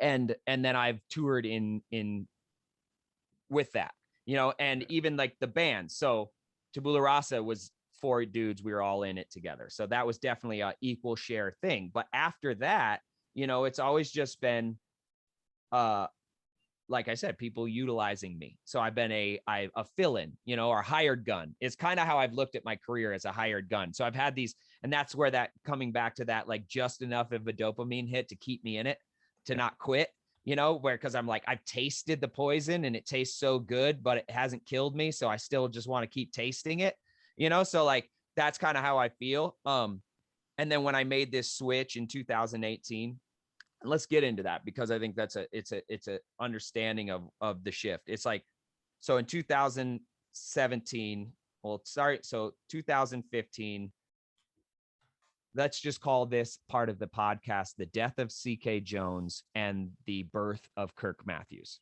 because it's really kind of how it happened, right?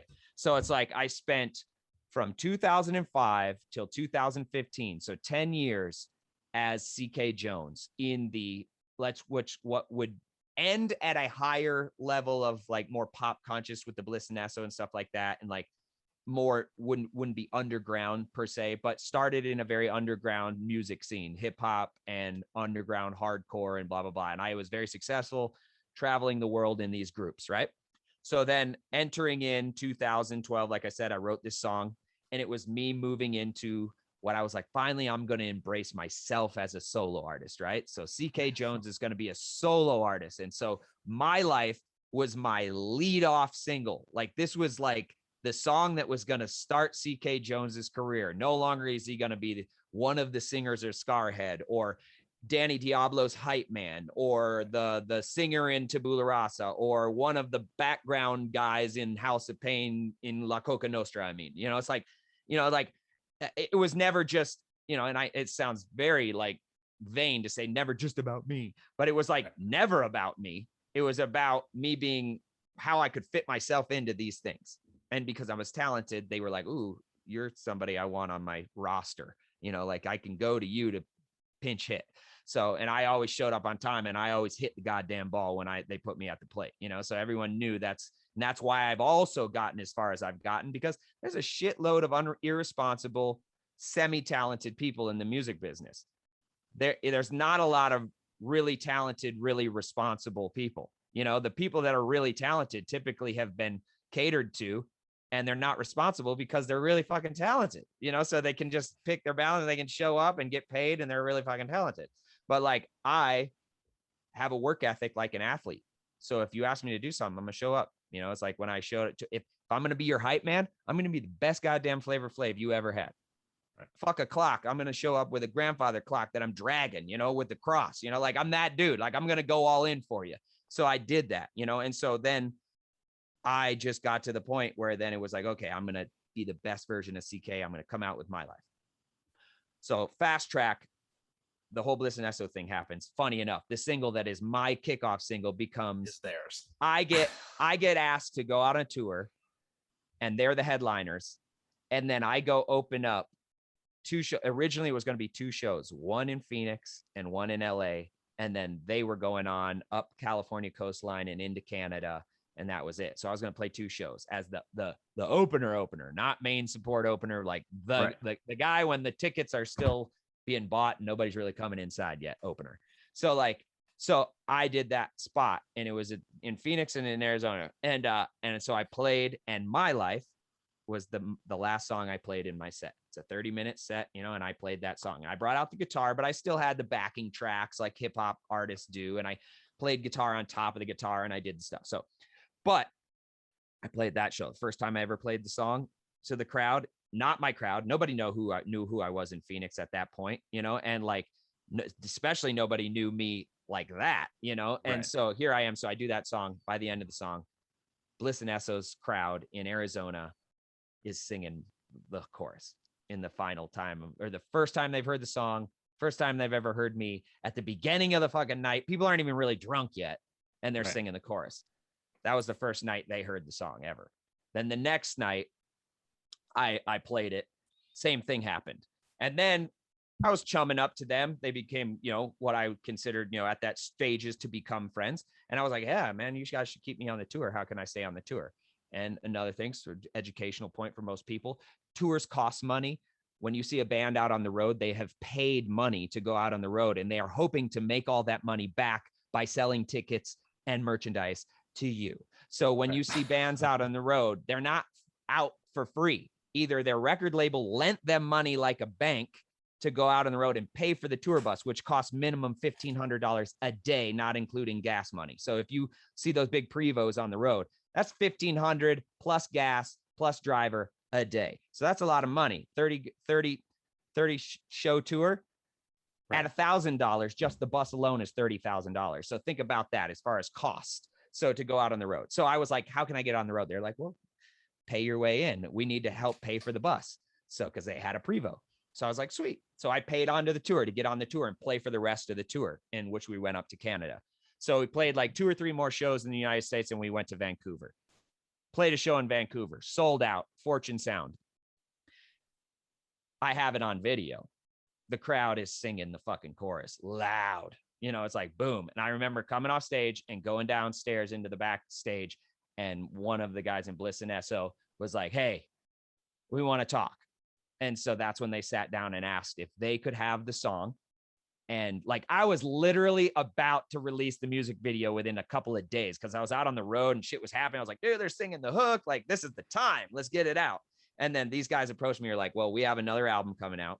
At that time, Bliss and Esso was literally the biggest group in Australia for hip hop music. Like, there's a couple of these groups. And at that moment in time, they were like the Lil Wayne of Australia. So like, they were like, yo, we want this song. What can we do? We want to keep you on the chorus. We love the productions. Like, we want to use the song. How can we do it? So again, they had already started to become what I would consider friends, you know, and then we spent there, and I was like, yeah. And then we started talking about it, blah, blah, blah. So by the end of the tour, we're like, yeah, we're going to make this happen. So then, you know, I send the session files. My brother, I should say, sent the session files, because my younger brother Nigel is partner in this, as well as his, you know, his lady Ebony. You know, and so we sent the files once they went back to Australia, and that's how that started. So obviously, that's the whole story with my life, the success that came from that. And then so coming off of all the touring from that song out of 2014 into 2015, I was like, all right, cool. Like, I had this huge platform that was Australia. Like, my fan base like exploded overnight. But meanwhile, I don't have a lot of music out. And I'm also in this very schizophrenic place musically, because I just came out of the underground rap world. So if you heard the records that I put out in 2007, 2008, that were like, I have KRS-One on songs. I've got Ill Bill on songs. I've got, you know, it's underground New York hip hop, like 90s underground New York hip hop, like damn near like a Wu-Tang album type vibe, you know, as far as that production goes. So it's very different than what my life sounded like. Right. So I come out of the success off my life, which is, I would consider more of a pop hip hop single, you know, because it's pop music. It's like big, you know, it's got symphonic stuff. It's not like underground chopped beat, you know, so like it's a big pop production. So I have huge eyeballs on me in the music industry, but the ear is for this dude that's singing, right? So like my role in that song is a guy who's playing guitar and singing.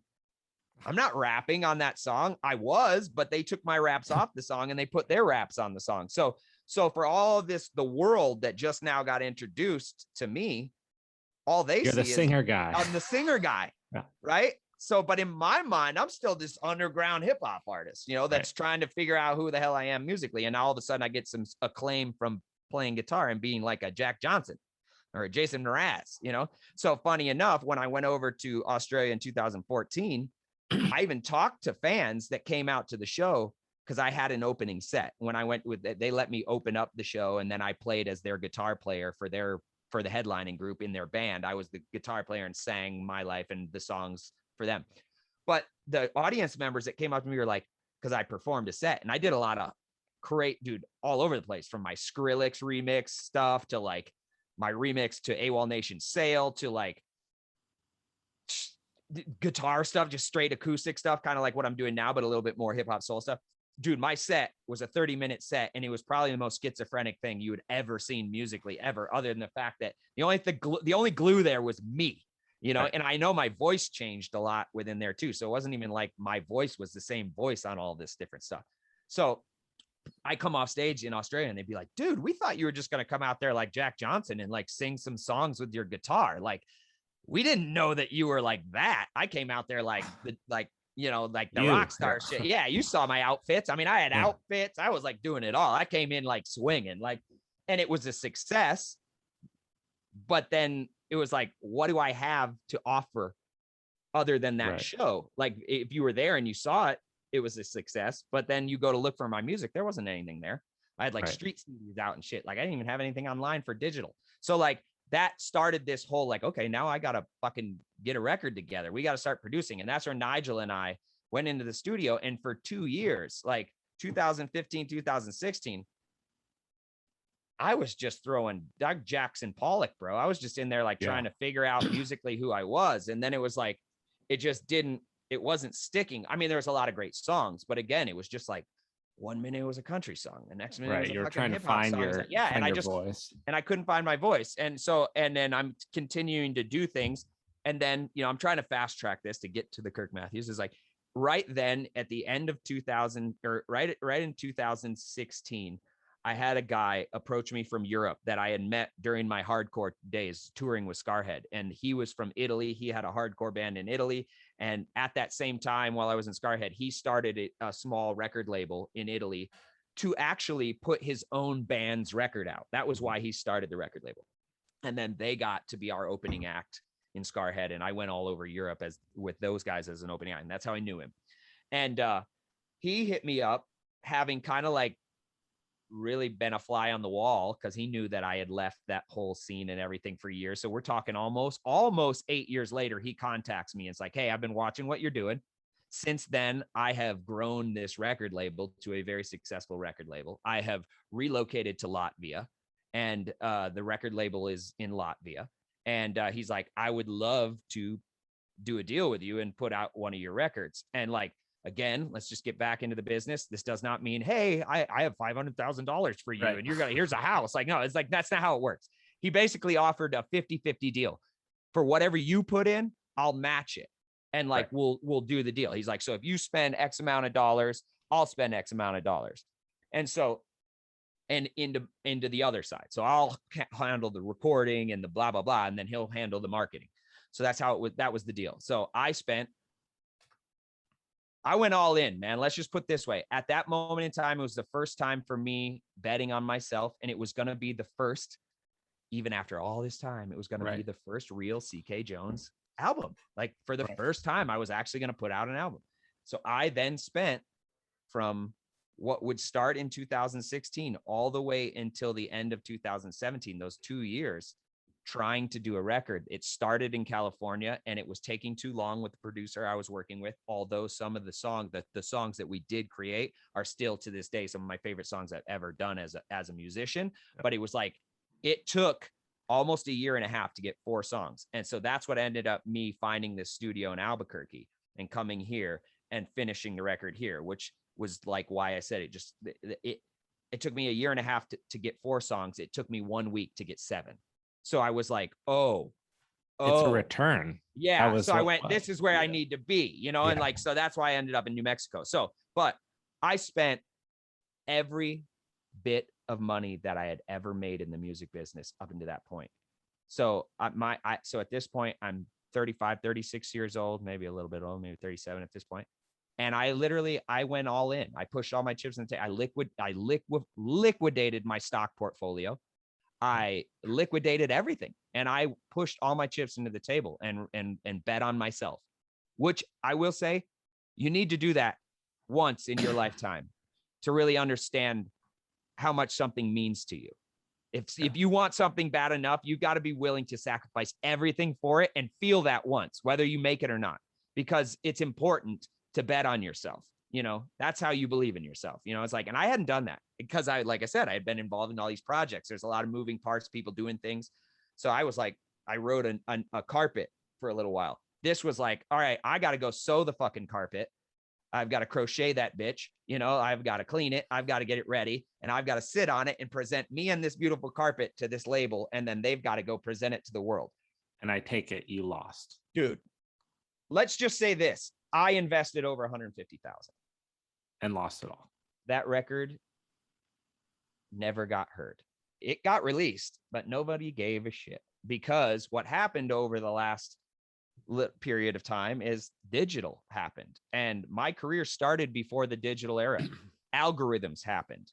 My name as Ceekay Jones, because of my crazy career and being involved in so many different styles of music, got associated with a certain style and a demographic. And so the algorithms in digital music, i.e. Spotify, Apple Music, mostly Spotify, because that's the biggest listening platform, or at least was, maybe up until this year, maybe somebody else has taken over, but it's one of the biggest. Their algorithm, basically, it's not a human that listens to the music at Spotify. It's a computer, and all it does is listens to, it doesn't even listen. It's just looking at zeros and ones. It's looking at coding. And in that coding, my name is Ceekay Jones. And that coding says in the algorithm of Ceekay Jones is underground rapper. So I spent 150 more. Like, we spent a lot of money on this record. The record was everything that I am as a person, all fucking over the place. Like, I went, you know, I said, you know what? I can't pick something. I'm just going to be me. So I went and did this record, and it is 12 songs of like who I am, this multiple faceted, multiple dimensional musician. I play multiple instruments. I sing, I rap, I sing in high pitch, I sing in low pitch, I scream, all of it. So I went, why try to not do any of that? Or why try to not do some of it? Let's just create a record and do that. So this record, as far as I'm concerned, was this beautiful journey, because if you listen to it from front to back, like we used to listen to records, it's a story, you know, but because not a story people want to hear, because it doesn't make sense to them. Well, and also the algorithm didn't know how to pitch it. So it just went, oh, underground rap. So anybody who got to hear that record was only in the rap world. And I'll tell you right now, there wasn't one underground rap song on that entire damn record. In fact, there was only 2 rap verses in that entire record.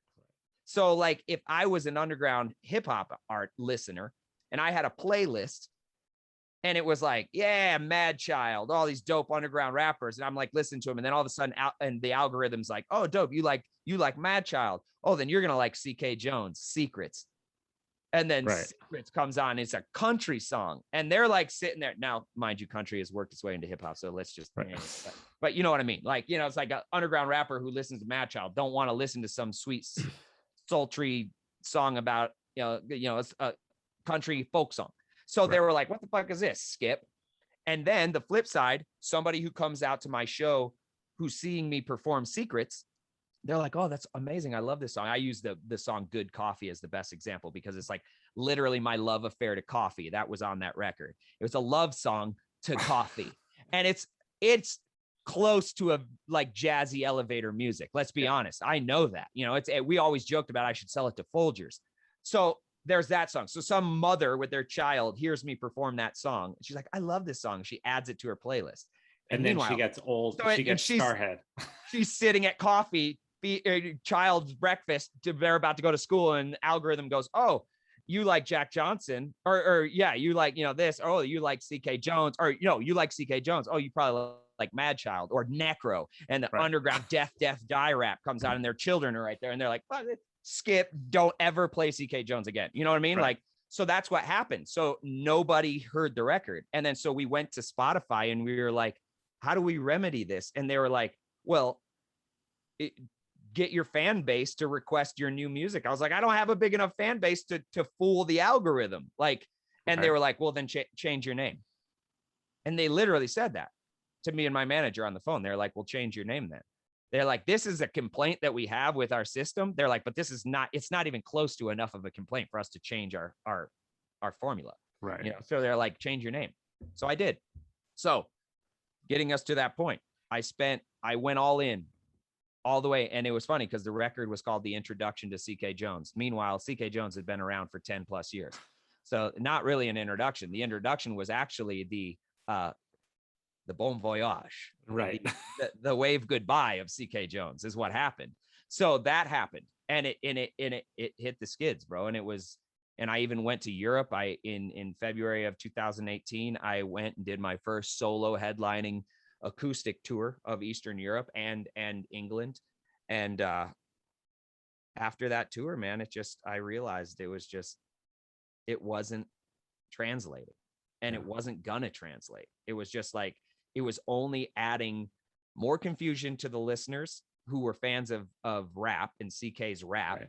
And it was adding to my deep down depression of where I had gotten in the industry with who I was and the misunderstanding of who I was, right. You know? And so I need to do something different. And then, so we sat there, and then the whole Spotify thing happens to change your name. And I was like, oh man, you know, my first reaction was like, fuck you. I'm an artist. I should be able to do whatever the hell I want to do. And my people who like it should listen. But that was the case when it was not algorithmically steered, but that's not the case anymore. You can't play that game anymore if you want it to get steered to the right direction, or you have to have enough money to counter steer the marketing program, you know, the way you want. So enter in the Kirk Matthews. And in the end of 2017, I secretly did not tell anyone, not even my parents, nothing. I took the song Let Me Sign that I have, which is on there, which is the largest streamed song that I have. I was sitting in a hotel room in Taos, and I had one microphone and my acoustic guitar in this interface that I'm using still, actually the same interface. And I was listening to that song and playing on the guitar with it, and was like, you know, and like, I was like, yeah, I can do this. I was like messing around with it, and I just turned the mic on, and I ended up recording that with one microphone, one take, live in a hotel room. And I had that in my computer. I had it in my computer. Mind you, I recorded that in 2015 while I was still doing touring stuff in a hotel room, but I was playing around with stuff. So I had it sitting in my computer. And in end of 2017, all the shit had happened. I went, you know what? Let's see how this algorithm works without my name.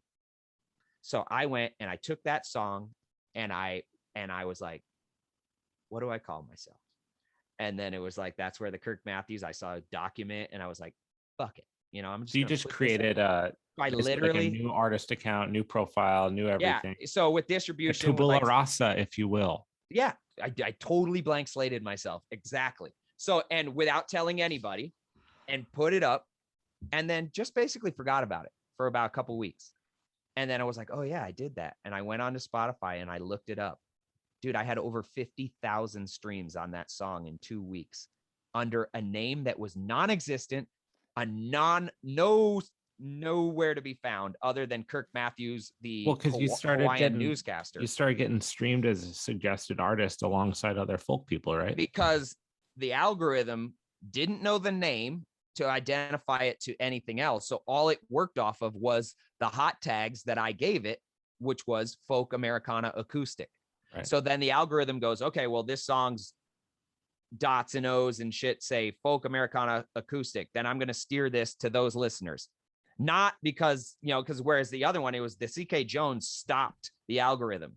The algorithm did not go past that. It didn't even go, oh, well, that's a country song listed on the hot cues. No, it just went Ceekay Jones. Right. Yeah. So I went, whoa, here you go. 50,000. I hadn't gotten more than like 500 listens total on my whole record. Right. And I had 50,000 in 2 weeks with an unknown name on a song that I finished writing, because that song only had 1 minute and 2 seconds ever recorded of it. And it was only one verse and a chorus with one take for that soundtrack. So I wrote the rest of that song. When you toured recently, when you did this Daughtry opening, what did you play? So we'll get into, so it's this moving into that is like, I started off of that song, started going, okay, this is, because I loved playing that song. It felt good. Right. That's why I was playing it. It's like I remember playing it in the hotel and being like, man, this feels good. Like it was the first time for me being a part of the music. And that was what I was saying when I taught myself how to play the guitar. I remember I never liked being not a part of the music. I wanted to be a part of the music side of it, not just being the voice on top of the music or the front guy in front of the band. I wanted to be a part of the music. It was always me came in after the song had been written musically, and then I put my lyrics to it. So I had never felt a part of that. And so for the first time, playing guitar gave me this integration into the music that I had never had. So I started to really feel the emotion of the sound. That's where the ego stepped out, because being a frontman is all ego, it is. Being a lead singer doesn't have to be all ego. But when you say frontman, that's a fucking ego spot. David Lee Roth has ego, like he has amazing voice, but there's ego. So so I started really started to resonate with music and things that musically were making me feel. And that's why I started shifting my focus is like listening to the music that gave me the same feeling that I was getting when I was playing. And, and that's why I make the joke that what I do now, and that's why my mom said, don't say these words. It's like, I say I play heroin Americana music, like dark matter folk music. Like everything to me is depressing because I've had a great career, but I'm fucking depressed. Like, I'll be honest with you. Like because I haven't in my mind that same 17-year-old kid that said he's over the hill, I still feel that. And this is what I'm dealing with. This is an internal struggle that I have. It's the fire that keeps me going to the gym 6 days a week. It's the fire that gets me up and, runs, every week, bicycles every week, does 3 motos every week. Like I'm training like a professional athlete at 43 years old for no reason. But it's because it's this inner drive in me that's just like, I don't know what it is, dude. Like, but it's this weird fire that burns and it's smoldering, and it's been smoldering in me. And I feel like I'm still trying to get the wick lit or the fuse lit. And so for some reason, I just keep fucking blowing wind on those coals, and I'm just like grinding. And so like, that's where this angst and this emotion comes from in me. And I think it's showing up in my music because of my journey and all this emotion and trauma. I'm channeling it into the lyrics and into the music. And so of course it's not coming out like Pharrell happy, it's coming I out wonder, in a different tone, for you now. There's 2 things that I want to say on this, because I find this very interesting. And I appreciate your honesty about the depression stuff, because I think that it happens to people, even when you have a positive mindset, you have a PMA, positive mental attitude all the time. It can still seep in, it can still feel weird. But what does it look like to you? And try to like really stay onto this answer, because I think it's I'm very interested to hear what you say. When you say it, what is it? I'll tell you. Okay. What does it look like to you to achieve what you're after? Great question. So that is the question that I've had to really get to, right? Because it's real easy to say what you don't want. Yeah. It's really hard to define what you want. Well, it shouldn't be hard, but it is. You ask that question to anybody, they're like, it's like as easy as, where do you want to eat? Somebody will tell you what they don't want to eat, but it's hard for them to tell you what they want to eat. Kind of like you're doing now. Exactly. Straight up deferring it. But I have sat with it. And so that was getting back to that whole thing about being able to play a song in a room by myself for the rest of my life and being okay with it, feeling good about it. And then allowing that, even if it's no one in a room or 10,000 people in a room, I'm still getting the same heart feeling connection to it. That's success to me. And because then here's the second part, and very important part to this. So if we can kind of define your internal success as this ability to turn off all the lights and just hear your music, and that is the heartstring, and you could be broke playing this in an alley with no family alive anymore and just feel that, and that is real, and that's enough. Is that possible without fully unpacking the earlier part of your career? Well, I think so.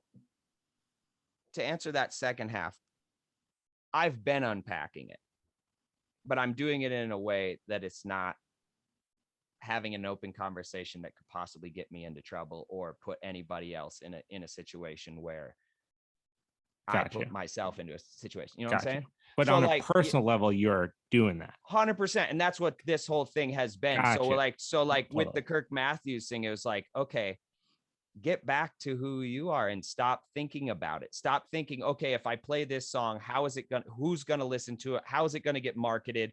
Who likes this style of music? What are they doing? It's like all the business stuff that has trickled into my mind. It's like a painter. You go into a room and you look at a canvas, a painter that just starts painting, or a painter that goes to the local gallery and the gallery owner goes, well, this painting, this artist is selling the most because this is what they sell, and you go home and try to paint that painting, right? Because so that's what I got caught up in, because and unfortunately this is where I said the double-edged sword of me being able to do other styles of stuff well is where I've been able to go into pretty much any style of music that I've wanted to and been really good at it. But that doesn't mean I'm paying my bills with it, or it doesn't mean that that's what I should be making. But it definitely gave me a false sense of like, oh yeah, this is where I should be, because it came easy, but then 5 months later, I did another song that was totally different that came easy, and then they're like, oh, then there's this, it's like, and so that was that. And that's why, and then because nothing ever really became successful of mine, of Ceekay Jones, I was a part of things, obviously, whether I did them all myself, they still didn't come back as full credit to, I lost myself. I lost my identity, and then going into that chapter of life that like we'll call the darker chapter of my life, I really lost my identity. For my own safety, I lost my identity, and then it took till now. Like it took from the moment of leaving that situation in 2011, early 2011, until now, 2021. Because honestly, in the last 4 years of me being Kirk Matthews, because that's even wild. It's already been 4 years is this new solo chapter of me, and it still feels like yesterday that I just did it. It's still finally like me being comfortable to talk about it, and bringing it out, and the songwriting has come there, so like, and that's where I am doing the work, and that's where I am unpacking the baggage. And I think over time I will be able to unpack it even more, as I get deeper into things. And then and that's why obviously with my podcast of the Keeping the Dreams Alive, it's like, I put the pause button on it for multiple reasons, but like the next episode that I was going to do was actually going to be me. And I was going to talk about this and how I'm keeping my dream alive. And it was in this process of like rediscovering myself once again, but actually really discovering me. Not discovering another avatar, but actually discovering me, and being okay with it, and like, and then also discovering life outside of music and outside of the proverbial goal or dream. It's like, what is my life without this? If I didn't wake up and go to sleep with music and the pursuit of being on the road 200 plus days a year, and playing in front of thousands of people a night, what is my life without that? Do I have a life without that? And if this got taken away from me, would I be able to live a normal life without that?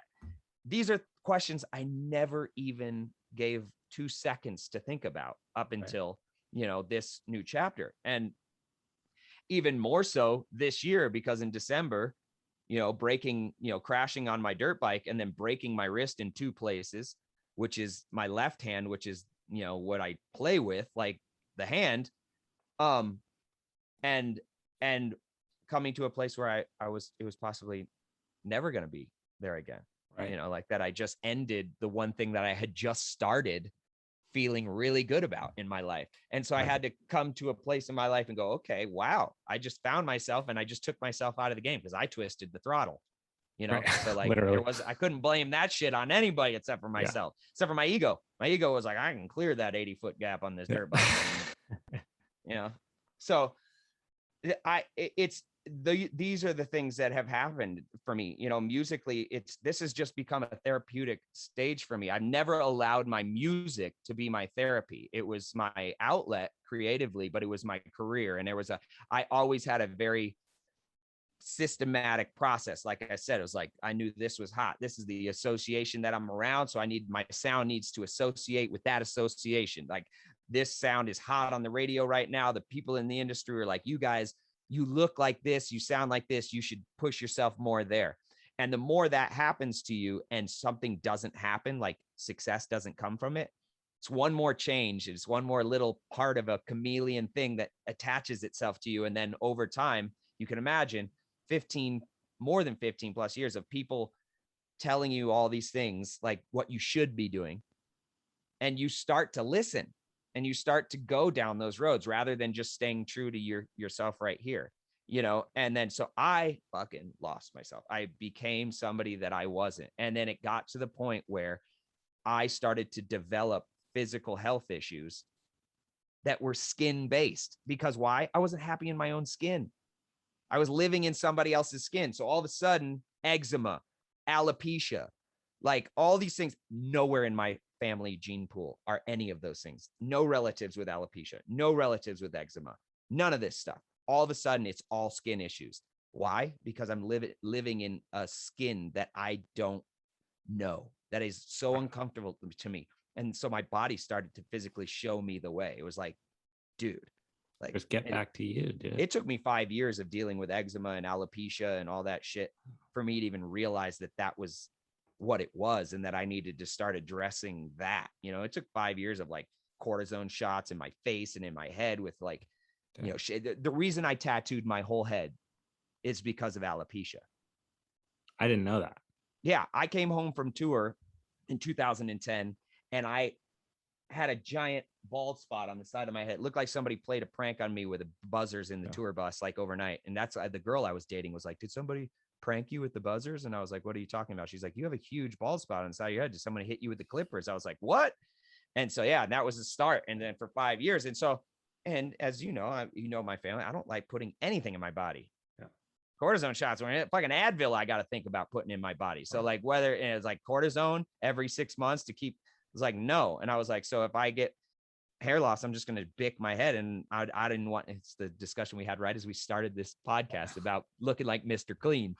I didn't want to be a bald guy with a bald head. I was like, I'll just tattoo my whole head. And then I'd just look like a pirate. So cool. Well, we got to, before we end here, I got to hear about, we keep almost getting to it, but how did I was going to say, I don't know if we've gotten anything good for you. No, this is exactly what I want it to be. How did the Daughtry thing come about?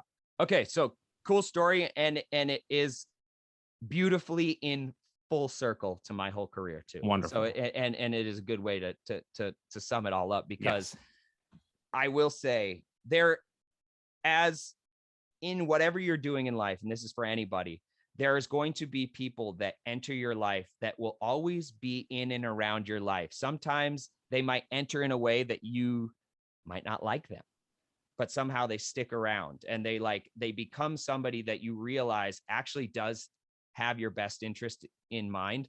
They just operate out of a certain way that they think they are catering to the best of their ability to help you. Right. Mm-hmm. And sometimes you don't see it as them. Like, you probably could show them how to help you better, but you also know that they're not the type of person who's asking you how to help you. Right. Right. You just got to allow them to help you when they help you. Right. So this is one of those people. So back at the beginning of Tabularasa, that's why I said it's all the way back to the first band that I was ever in. 2002, we had just left New Mexico and moved to California. We had two friends from Taos that were at that time, they were in college at Redlands University and Claremont University. They would go to these parties in Claremont. And there was a guy that they met whose father owned a booking company at the time called Mountain High Entertainment. His son, Michael Scafuto, my age, year younger than me, was working for his dad for that. That one of our friends that we went to high school with, Taos, gave him our CD, Land of Entrapment. And he was like, oh, these guys are dope. And he's like, well, they're coming to California and they're going to play at this place called The Press, which is is their local bar or whatever. So we went, he saw us. He was like, your guys are amazing. I want you to meet my father. I want to be your manager. And we were like, cool. So we signed a management agreement with him and his father. then his father and him, they wanted to sign us to a record deal, and they offered us a 5-album deal. It was like a $50,000 cash. Should have taken the deal. All right. Now, this is one of those things where I should have taken the deal. We got offered 5 record deals as Tabularasa. We said no to all of them because we thought we were going to get the big $1 million one. We had 5 strikes.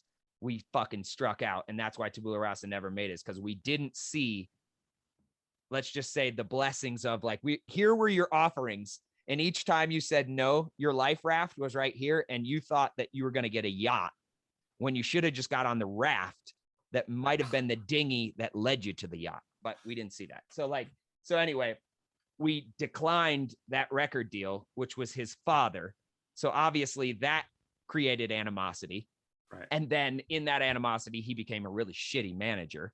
So then, because he was like, well, fuck you. If you don't want to, you don't want success, well, then I'm not going to help you. Meanwhile, he owned 15% of our career. So like, we had to buy our way out of that contract. And which is a great story in itself, totally a different time. But we bought our way out of that contract. And so and my relationship with him was not good at that point until about 2011. All right. Coming out of the Scarhead thing, right before the My Life thing happened with Listen Esso.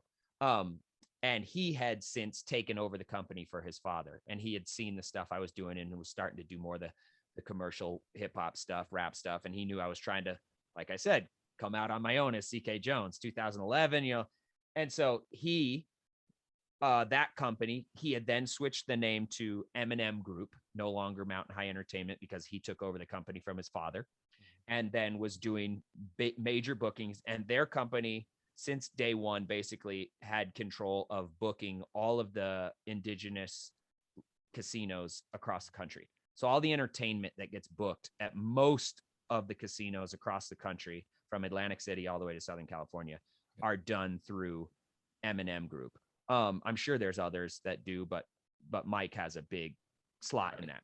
So he had, at that time, Drake. It was right before the Grammys in 2011. Drake had come through and he had some shows at some casino gigs. And so he put me on those shows. He was like, hey, I want you to be the opener.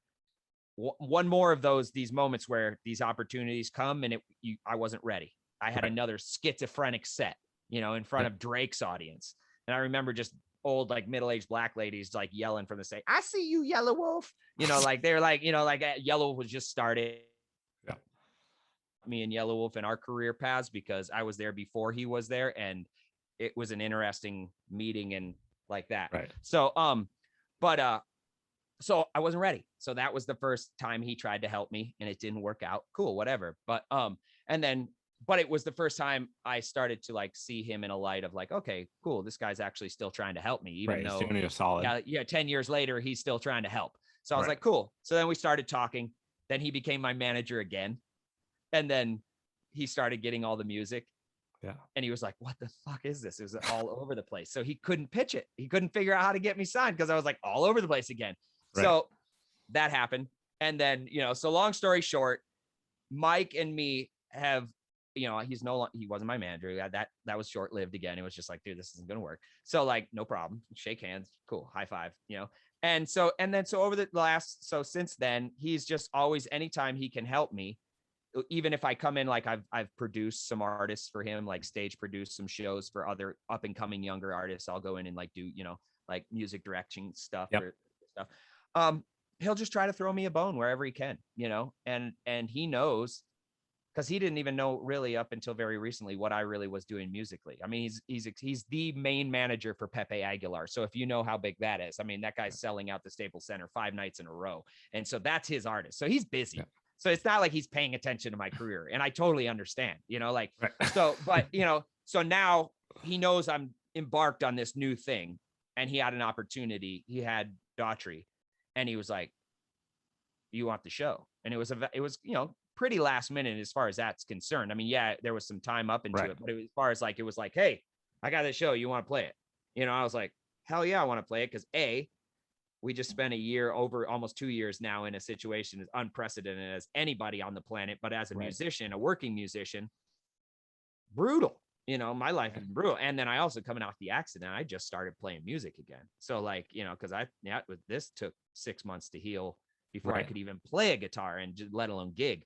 So yeah, so he just threw this one at me. And to get to this, it's a good culmination of like, so there's somebody that's been a part of my whole career since day one, saw me when I was just me as a 21-year-old kid that was from Taos, who was a stoner kid in a hip hop band, who had no idea what the music business was about, and just dreams and just a lot of energy and joyful music.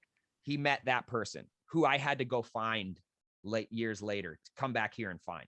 So like, he's known who I was from the get-go. He's seen my evolution through the music business, crash and burn, rise, fall, all of it. He's seen it, and he's stuck around, and he just has always tried to help. And so now he offered this, and I'm like, coming out of this, like, you know what? This is a great opportunity for me to just, for the first time ever, walk out onto a stage in front of people that have never seen me, don't know my history, don't know anything about me. This isn't me opening for a group I wrote a song for that's throwing me a bone to be their opening act and then say they can play the song that I wrote that's got them money. It's like, this is the first real show where it's just like me going out there and debuting myself to strange people without the story, without the backstory. How is it received? Best goddamn show I've ever played in my life, as far as for me. So, and this is, I just want to say this, when I knew I was on the right path is the whole thing I kept saying, as far as like my whole career up until I started doing Kirk Matthews live, I never walked off stage fulfilled. I was hypercritical. I never liked how it sounded. I was never able to look at myself on stage, like video footage of myself on stage. I would want to cringe inside whenever I watched, like myself. I was like, oh my God, I'm that guy. Like, it was so bad, and I still to this day, like, people are like, dude, I remember watching you footage. You're on the stage. And I remember the show, and I'm like, oh my God, I don't want to see that footage. Like, cause I know what it does. So, but now the fulfillment that I get, I walk off stage so filled, like so fulfilled, whether I'm in a restaurant in Albuquerque to people eating dinner that didn't even look up from their plates. I pack my gear up with a smile on my face, fulfilled from what I'm doing, because it's my music. I'm playing it. I'm emoting my emotion into it. I perform most of the time with my eyes closed because it has nothing to do with the physical. It has to do with the the state that it puts me in. It's therapy for me. It is allowing me to unpack the baggage. It's allowing me to feel all the shit that I stuffed over the last 20 years. And it's allowing me to bring it up without having like Michael Douglas falling down moments, Right. So like, and it has become my therapy. So like, and in that's why it's the purest it's ever been. And that's why I'm so fulfilled, because I'm all in. And does it feel like it's interesting to hear you say all in, because financially you've been all in before, but this is a different type of all in. I'm all in. My heart. And it seems apparent. I mean, so I don't know how this stuff works. It goes really well. You and Doctor's like, thanks for opening for me. Mike says, hey, thanks for coming in last minute doing this. You have a great experience with the crowd. What is like, how does things then go forward from here? Do you even care? Or is it more like, well, here's the two things. So from that, here is the hope, which I think I did. I don't know if you saw the review. It was cool. I got a show review, and it was a write-up. So yeah, I'll send it to you. It's great. It's a show review for Daughtry, but at the end of the review, the person who reviewed took photos of me, and it's an amazing short review that was like, it's my first real review. Like, I'll be honest, again, it's like funny, 20 years in, this is the first time I've actually got a show review written about me, like my show about me, not just whatever, it was like, they really actually listened to me play and play my songs. And so, and it was huge, and the impact was big. And she was like, this is big. That for me, and what she said in the review was like, I think you absolutely made a huge impact on this fan base and these fans. I know you did for me. So I made a fan out of her, whoever this writer was. That's a success for me. So right there. And I said that going there, I said, if I can have one person out of the 3,500 people or however many thousands of people were there, one person go home a fan, I won, because it's 100%. Not my crowd. It's not my crowd, 100%. And so, so how it goes. So how it goes in my mind is that, like my mom said, keep blowing oxygen on that little flame that little candle that you lit on that stage last weekend. This is where it's emotional for me. It's hard for me because it's real easy for me to blow the candle out because of what's happened. It's like, yeah, I was going to say, it's like, you could see it. Yeah. So it's deep for me, you know, it happens on stage. That's why it's my therapy. Like I cry on stage all the time now, you know, it's just, it is what it is, man. It's like, because I've stuffed so much that I don't have the tea kettle spot anymore. I'm constantly bleeding steam. I have to go to the gym. I have to run. I have to get on my motorcycle. Because if I don't, it's not good, you know, for me, because I'm still processing, you know, that's why I sit and play so much music, because I'm, you know, I have to. So I'm fanning the flame, man. And so like, as far as what happens blowing on it too in my mind, man, I'm telling everybody, please fan this flame, because what could happen is that one person goes and tells one person, and that article comes out and 3 people read it, and then they look, and then that it's like a network marketing. It happens, you know. And if your product's good and you're sincere and you're all in, like I am, sky's the limit. And when I say sky's the limit, for me, defining success has become like, dude, like I've flown the world in private jets. I've done the red carpet. I've been on stage with Alicia Keys. It's like, I've done it all. Like, I know what that level feels like. So success early on for me was hard to define. But now that I've like realized what the true payment is for me, what really feels good, it's just being able to do it for a living. Like being able to like go and know that I can book a show and enough people will show up to where I can pay my bills and live a life without stressing over if I'm going to be able to keep my phone on or not. And know that when I'm playing at night, the people are leaving with a smile on their face, having felt something like I felt. That's success to me. And so, and then when you say, so what's the reality? Here's the reality. I got off stage. I spent the evening with 2 friends of mine, a married couple, had drinks. I was in bed by midnight by myself. And I spent the next 3 days by myself, driving home, and to play a gig by myself for 3 hours. I played 47 songs for $100 to a bunch of people who were sitting there eating dinner, who could, you know, I'm sure that they like the music, but that's the reality, bro. So like, and I'm fucking grateful that I can come home and go sit in that room and make $100, because up until very recently, even very recently, not even a couple of years, I couldn't even sit with my guitar and play a song live by myself. Like I wasn't able to do that. I had to do that. I had to throw myself into the fire and be like, learn how to do it, you know? Cause like, obviously you saw, I had moments where I'd play a song, right, but I couldn't get booked at a restaurant for 3 hours of music by myself, you know, and perform. You're just like, go, there's the mic, you know? So I'm grateful for that. But talk about a gut check. I've stood in front of 50,000 people singing lyrics that I wrote back to me. And then now I'm sitting in a restaurant in a state that I left, saying I would never come back to a bunch of people who have never heard from me or don't really care because they were there for dinner. And it's like, that's fucking reality, bro. Like if you want reality, it's like I have a platinum record on my wall and I play for typically $100 a night, 3 hours. But you know what? If everything that you say is true, it doesn't fucking matter. It doesn't. And so that's why it comes back to the fulfillment. It's like on paper, you look at that. If I were to look at that, if the 21-year-old me on paper saw this, I would be like, get fucked, bro. Like, get fucked. Hell no. Like, you know, like that ain't happening. You know, shit, 5 years ago, I would have said, get fucked. That ain't happening.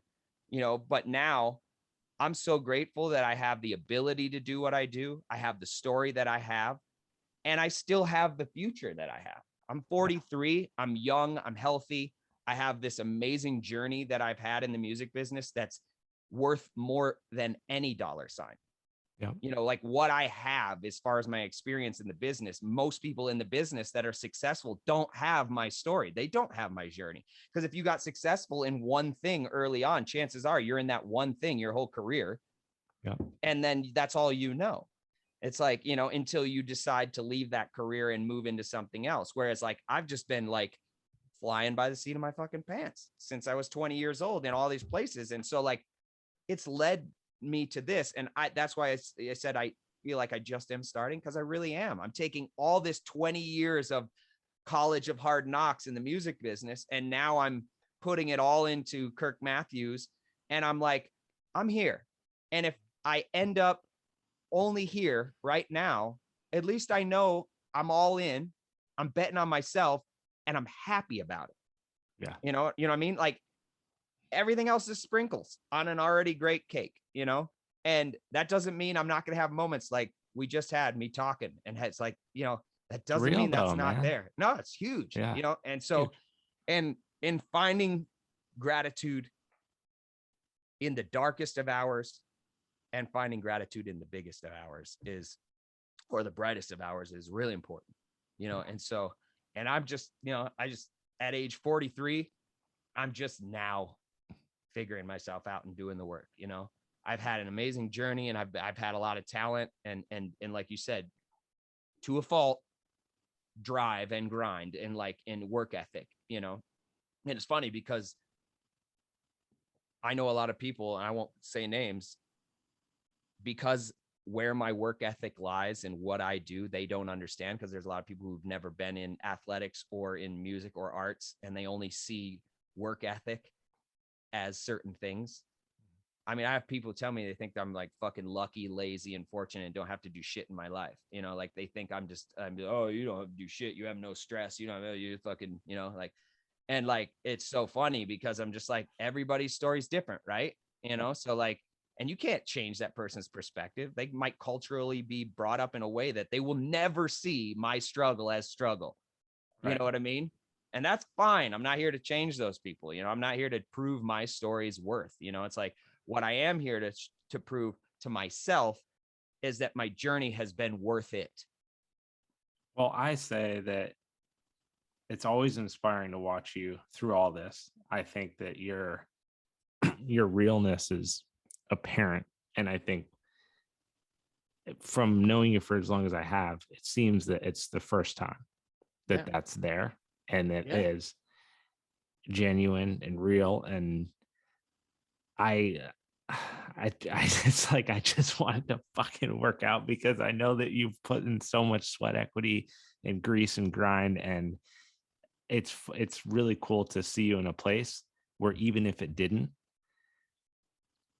I think that you're happy with it no matter what. And that's kind of where you actually have to be there for it to even go anywhere. Yeah. And I want to be respectful of your time, but I want to give you a moment too, to like, dude, where can people find you? Where can they listen to you? Where can they come listen to you? How can they reach out to you? Just like plug that. And then I'll also drop it underneath everything for sure. Oh, yeah. So, I mean, KirkMatthewsmusic.com. So www.kirkmatthews, KirkMatthews music.com, all one word. So the website obviously has stuff. I try to keep it updated. It needs a revamp right now. As far as finding my music digitally, Kirk Matthews is on everything, Spotify, all the way down to Napster. So you can find my music on digitally. Right now, that's all I've done, because we're in a world where physical copies for an up and coming artist that isn't, doesn't have a demand for merch.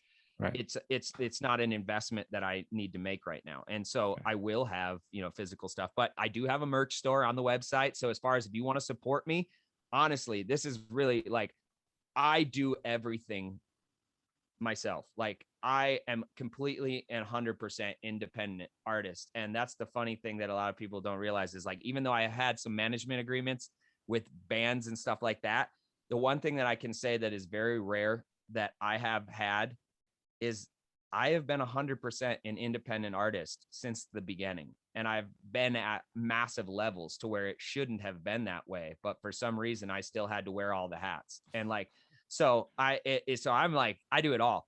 You're going to write a message on Instagram, you're talking to me. You're going to write a message on an email to book me, you're talking to me. You're going to write to marketing to do an ad pitch, you're talking to me. You know what I'm saying? It's like, anything that you find Kirk Matthews online, you're talking to me. And I would love to hear from you. Like, I try to respond to every single email as soon as I get them.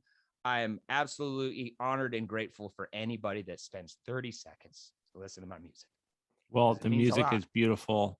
What you're doing is beautiful. And I am going to continue forever to watch this career blossom, man. Thank you so much for your time, brother. Dude, thank you. And the only thing I do want to pitch, even though it hit a little skids and you're on it, is I did start a podcast as Ceekay Jones, because Ceekay Jones, that name was across the board more well known than Kirk Matthews. And in the world of sports and music that I've been involved in, action sports, it just meant it made more sense for me to do the podcast under that name. So the podcast name is Keeping Your Dreams Alive with Ceekay Jones.